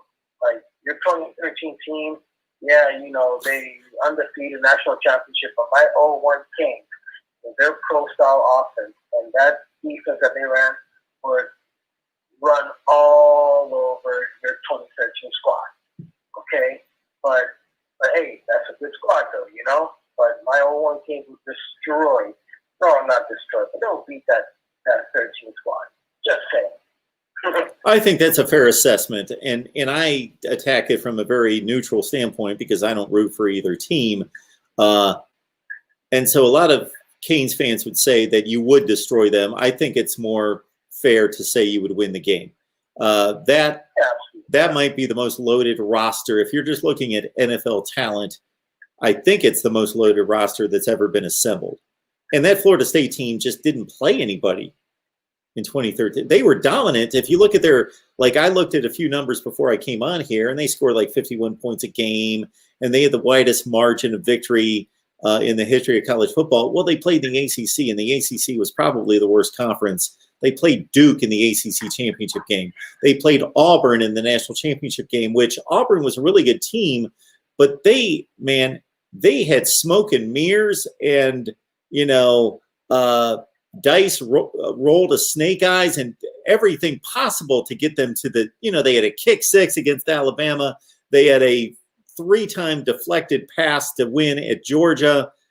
They had a lot of fortunate breaks to get to the championship game. So I don't know that Florida State was playing a team that most teams have to face in a national championship game that year.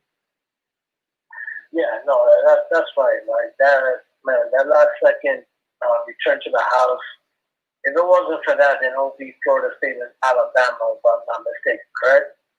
I'm sorry, what's that? If that kick to the kickoff return that basically propelled Auburn to the national championship, if it wasn't for that, Bama would have won, and then it would be Florida State and Alabama. Absolutely, right? Yes. Yep. Yeah. So who knows what kind of game that would have been. But And considering Alabama won the 2 previous national championships, I think that would have been fascinating to see what would have happened in that game. We might not be talking about Florida State winning a 2013 national championship. that's right. So who knows? But credit to them. They got this Sure, they great did it. national They got it championship. done. Absolutely. Yeah. All right, Mark. Well, great show. I'm gonna go ahead and enjoy the rest of the show. Give some of the callers a chance. Appreciate the call, man. Have a good night. You too. All right. A lot of great comments in the live chat. A lot of the love given to Sean Taylor, and rightfully so. One of the greatest players we will see ever play safety, and gone from us way, way too soon. Very tragic. Very tragic.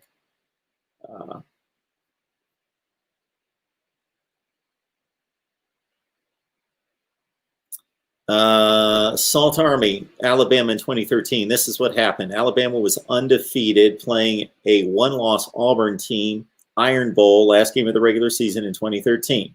So yes, Bama was undefeated at that point. Auburn pulls off the upset, so they tie Bama for the Western Division. Of course, head-to-head, Auburn wins the division, goes to the SEC championship game, beats Missouri. What the heck was the score of that game? It was like 55-42, something in that range. Crazy game.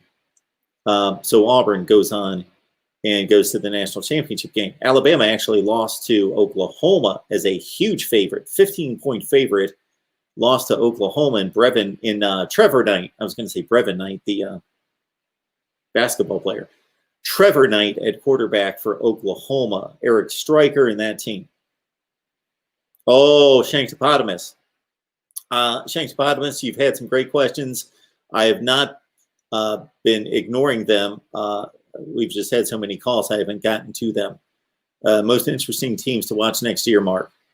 So I said it coming into this year, my most interesting team was North Carolina. And I wish we would have seen a full season and what we got robbed of this year in the ACC to a certain extent. Kick out Notre Dame. They shouldn't be in a conference. They don't want to be in a conference. Don't put them in a conference for 1 year.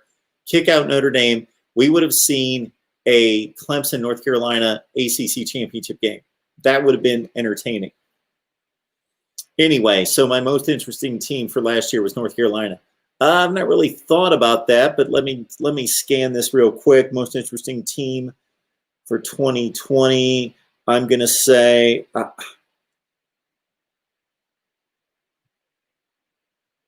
I like Arizona State with Jaden Daniels at quarterback. Unfortunately, they only got the 3 games in this year, so I don't know if that really helped. They had to revamp the entire offensive skill position players. They lost the great wide receivers that they had. Frank Darby, we'll see if he comes back. They had to replace running back by committee, Benjamin, and moving on to the NFL. So I'll go one per conference. Arizona State in the Pac-12 is my most interesting team. In the Big 12, it's going to be, I think, Texas with Steve Sarkisian. I'll see if they are able to ramp up very quickly. In the Big 10, most interesting team for me.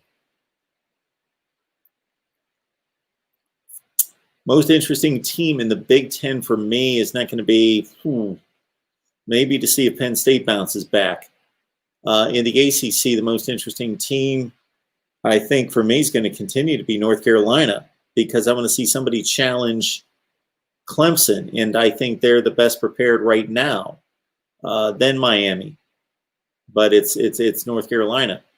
And in the SEC, the most interesting team is going to be to see if this Texas A&M surge continues, to see if they're ready to challenge. Although Georgia, from a national perspective, Georgia, will they break through with JT Daniels at quarterback? All right.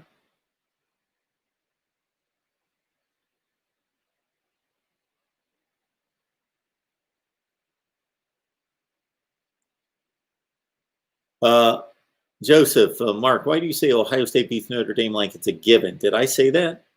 If I did, I would say that Ohio State would beat Notre Dame, but I don't think it's a given. I would not say that.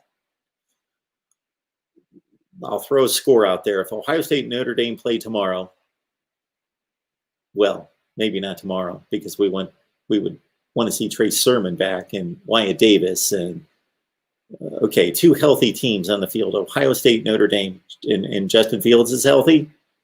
That game's Notre Dame's going to score some points against that Ohio State defense. That game is, we're looking at 41-31. Yeah, let's knock it down a peg from there. We're looking at like 37-28, 37-27, 38-27. Buckeyes win by 10, roughly. I would never say, though, that that's a given. So if you took that from me, Joseph, maybe I misspoke.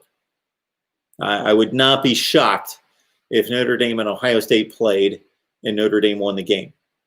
I would pick Ohio State. I would be confident that they would win 7 or 8 out of 10, something in that range, but no, not a given.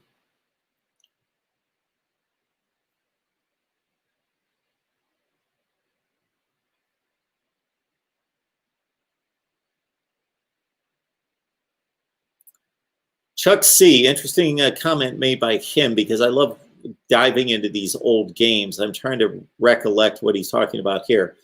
2 bad calls on Florida State final drive to even sneak by Auburn in 13. So one of those was a pass interference call. I don't know if it was a bad call. FSU was good, not great that year. Florida State, yeah, they certainly did not roll over Auburn. An Auburn team that, again, had 2 miracle wins, and they lost to LSU by 2 touchdowns that year. A 9-3 LSU team. Good team, very talented, typical LSU team. Couldn't throw the ball. Although 2013, that was Odell Beckham Jr. and Jarvis Landry at wide receiver, Jeremy Hill at running back, Zach Mettenberger at quarterback.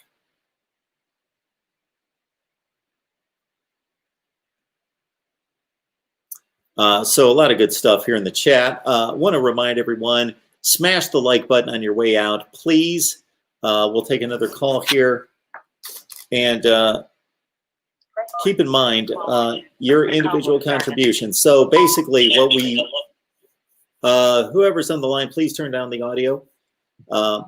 So keep in mind that I need to determine a call-in show lineup going forward. So I'm going to do that. And we've got our Florida State, Ohio State, and Miami shows weekly. So we need to find sponsors for all those shows to keep this thing going. MarkRogersTV, the voice of college football. Who's on the line? Sebastian. Sebastian, how's it going? Hey, pretty good. I just want to say, according to Sagarin, the best team that didn't win the national championship the past since 2000 is the 2010 Oregon Ducks. Okay. In fact, they're rated higher than Auburn. But I just want to say, if it wasn't for the Big Ten actually fighting against all odds, or huge odds, there'd be a big asterisk besides Alabama's national championship this year. The fact that the Big Ten played, I think the fact that the Big Ten had a season influenced the Pac-10 to play too, and that really changed the landscape of college football this year. True. And we were lucky. We were lucky those players fought to have the season. Thanks. Yeah, it's a good point. It's a great point that you make.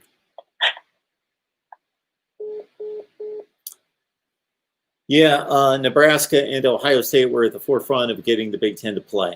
Guys like Sean Wade, his father, Justin Fields, his family, a lot of families, a lot of players came together. I don't want to just highlight those two, but they were the most notable.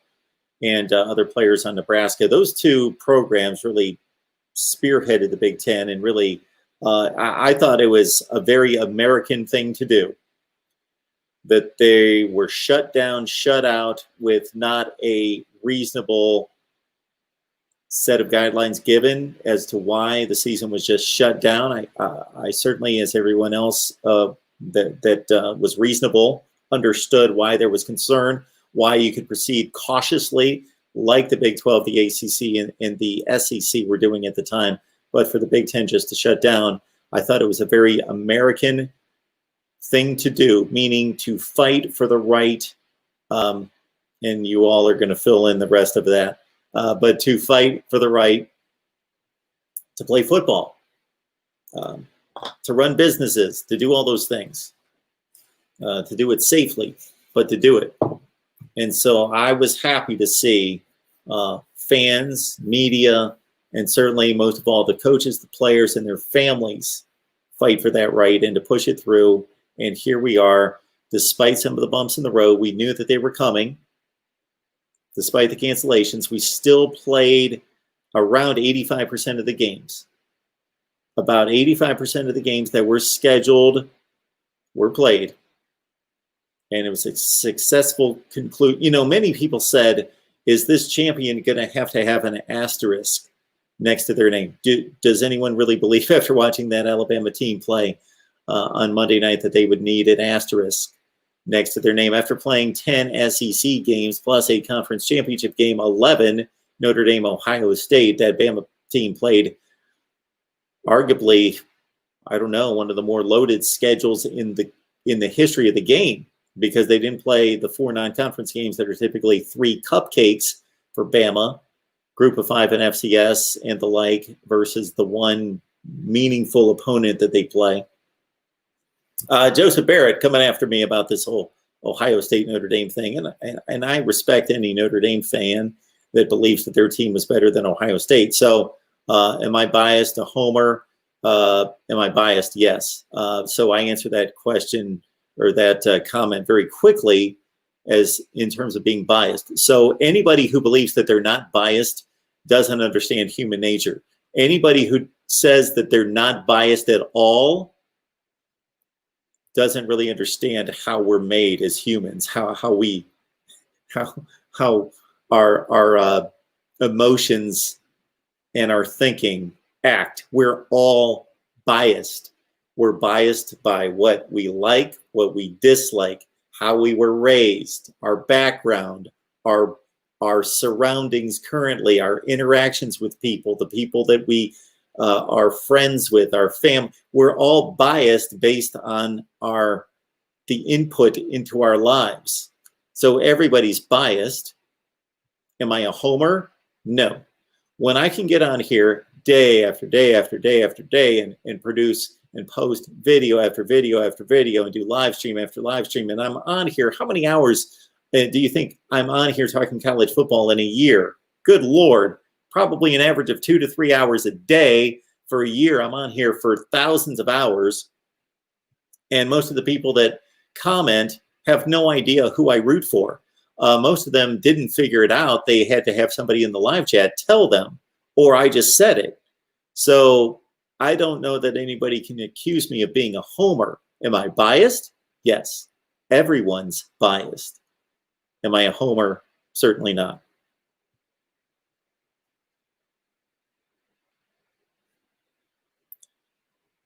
Ohio State was not impressive this year.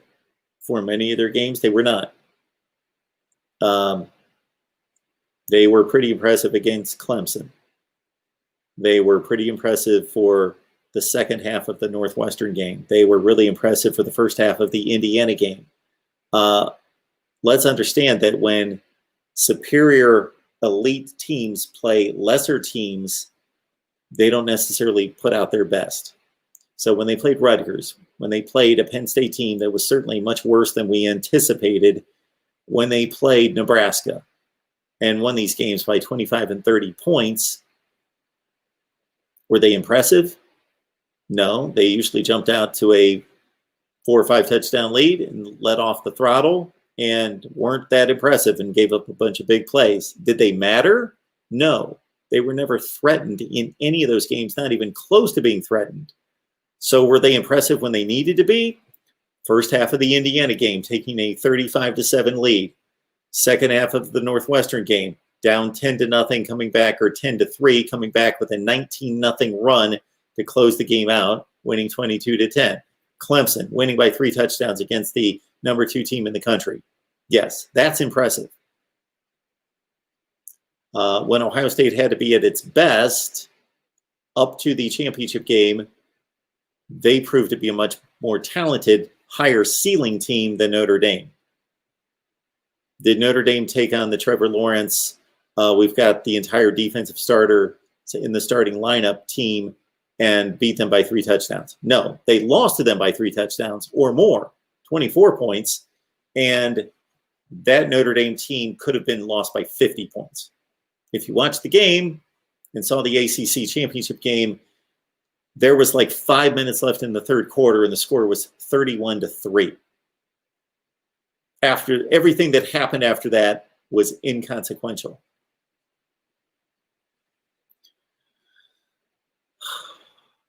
Matthew saying, we've seen many Cinderella teams this year. Who do you think will become Cinderella teams next year? Mark.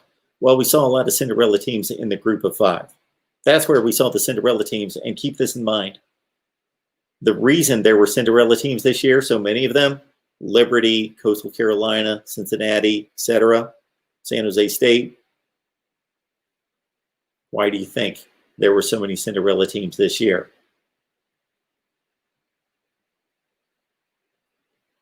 Those teams usually play non-conference schedules that have Power 5 teams, and they lose to them. They didn't play those this year.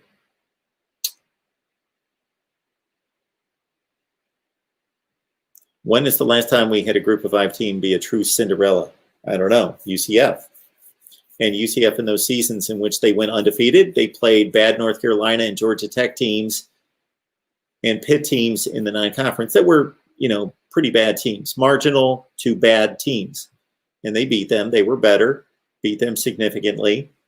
And then they had a chance to run through the American Conference and go undefeated and be a Cinderella team. But there were so many this year because they didn't play non-conference games against the Power 5. Therefore, they could build up these great records. Now, Liberty, credit them, lost to North Carolina State by a point. A decent North Carolina State team that was not as good as their 8-4 record, but still decent team. And Liberty obviously beat Syracuse, who's awful, 1-10, and Virginia Tech, who turned out to be nothing close to what many expected them to be. All right, I think we've done quite a bit of work tonight.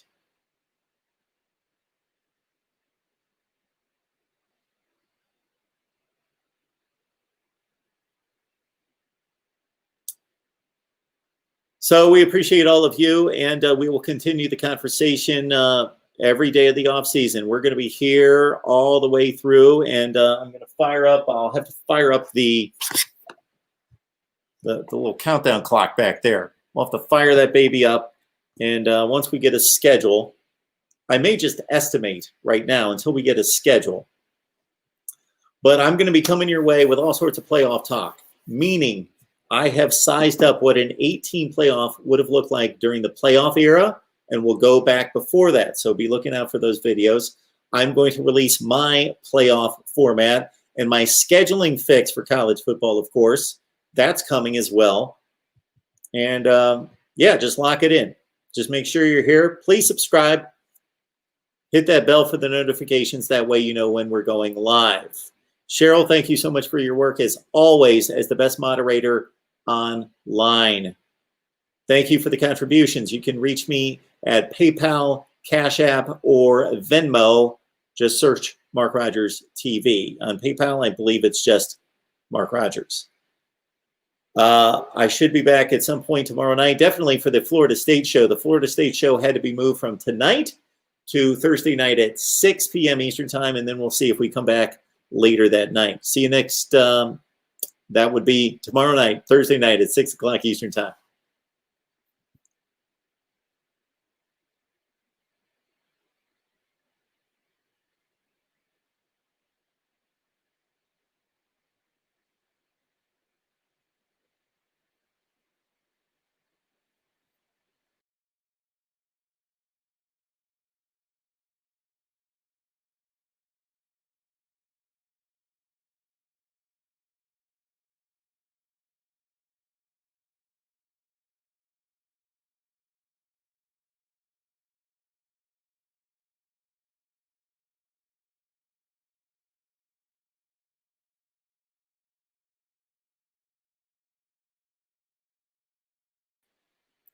We still have 60 on the line. I'm going to take an informal poll because I've noticed that there's a lot of people that like to hang out afterwards.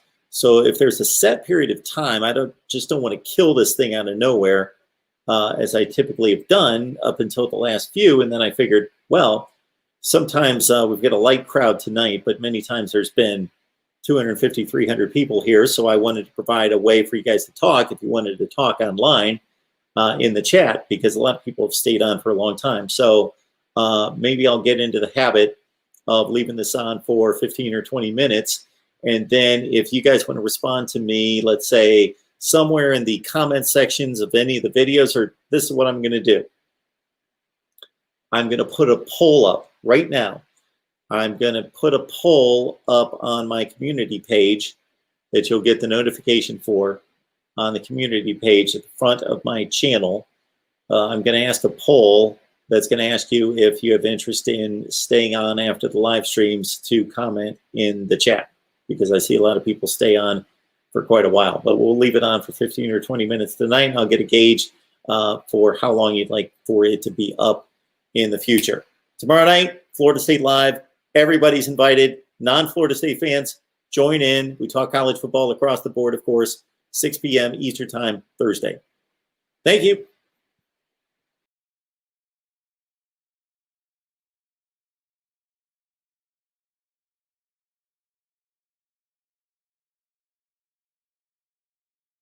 Guess I'll jump back in. Humus Hero, thank you so much for the great comments that you've provided elsewhere, Humus Hero. It would be awesome if there was a Discord server for your YouTube channel, Mark. I have no idea what that is, but I'll look into that, because our guy Logan Robinson from Noel Game Day is always talking about a Discord. So I'll have to look into that to see what that is. Okay, I believe this is the last time I'm saying goodbye tonight. See you Thursday at 6 p.m. Eastern Time.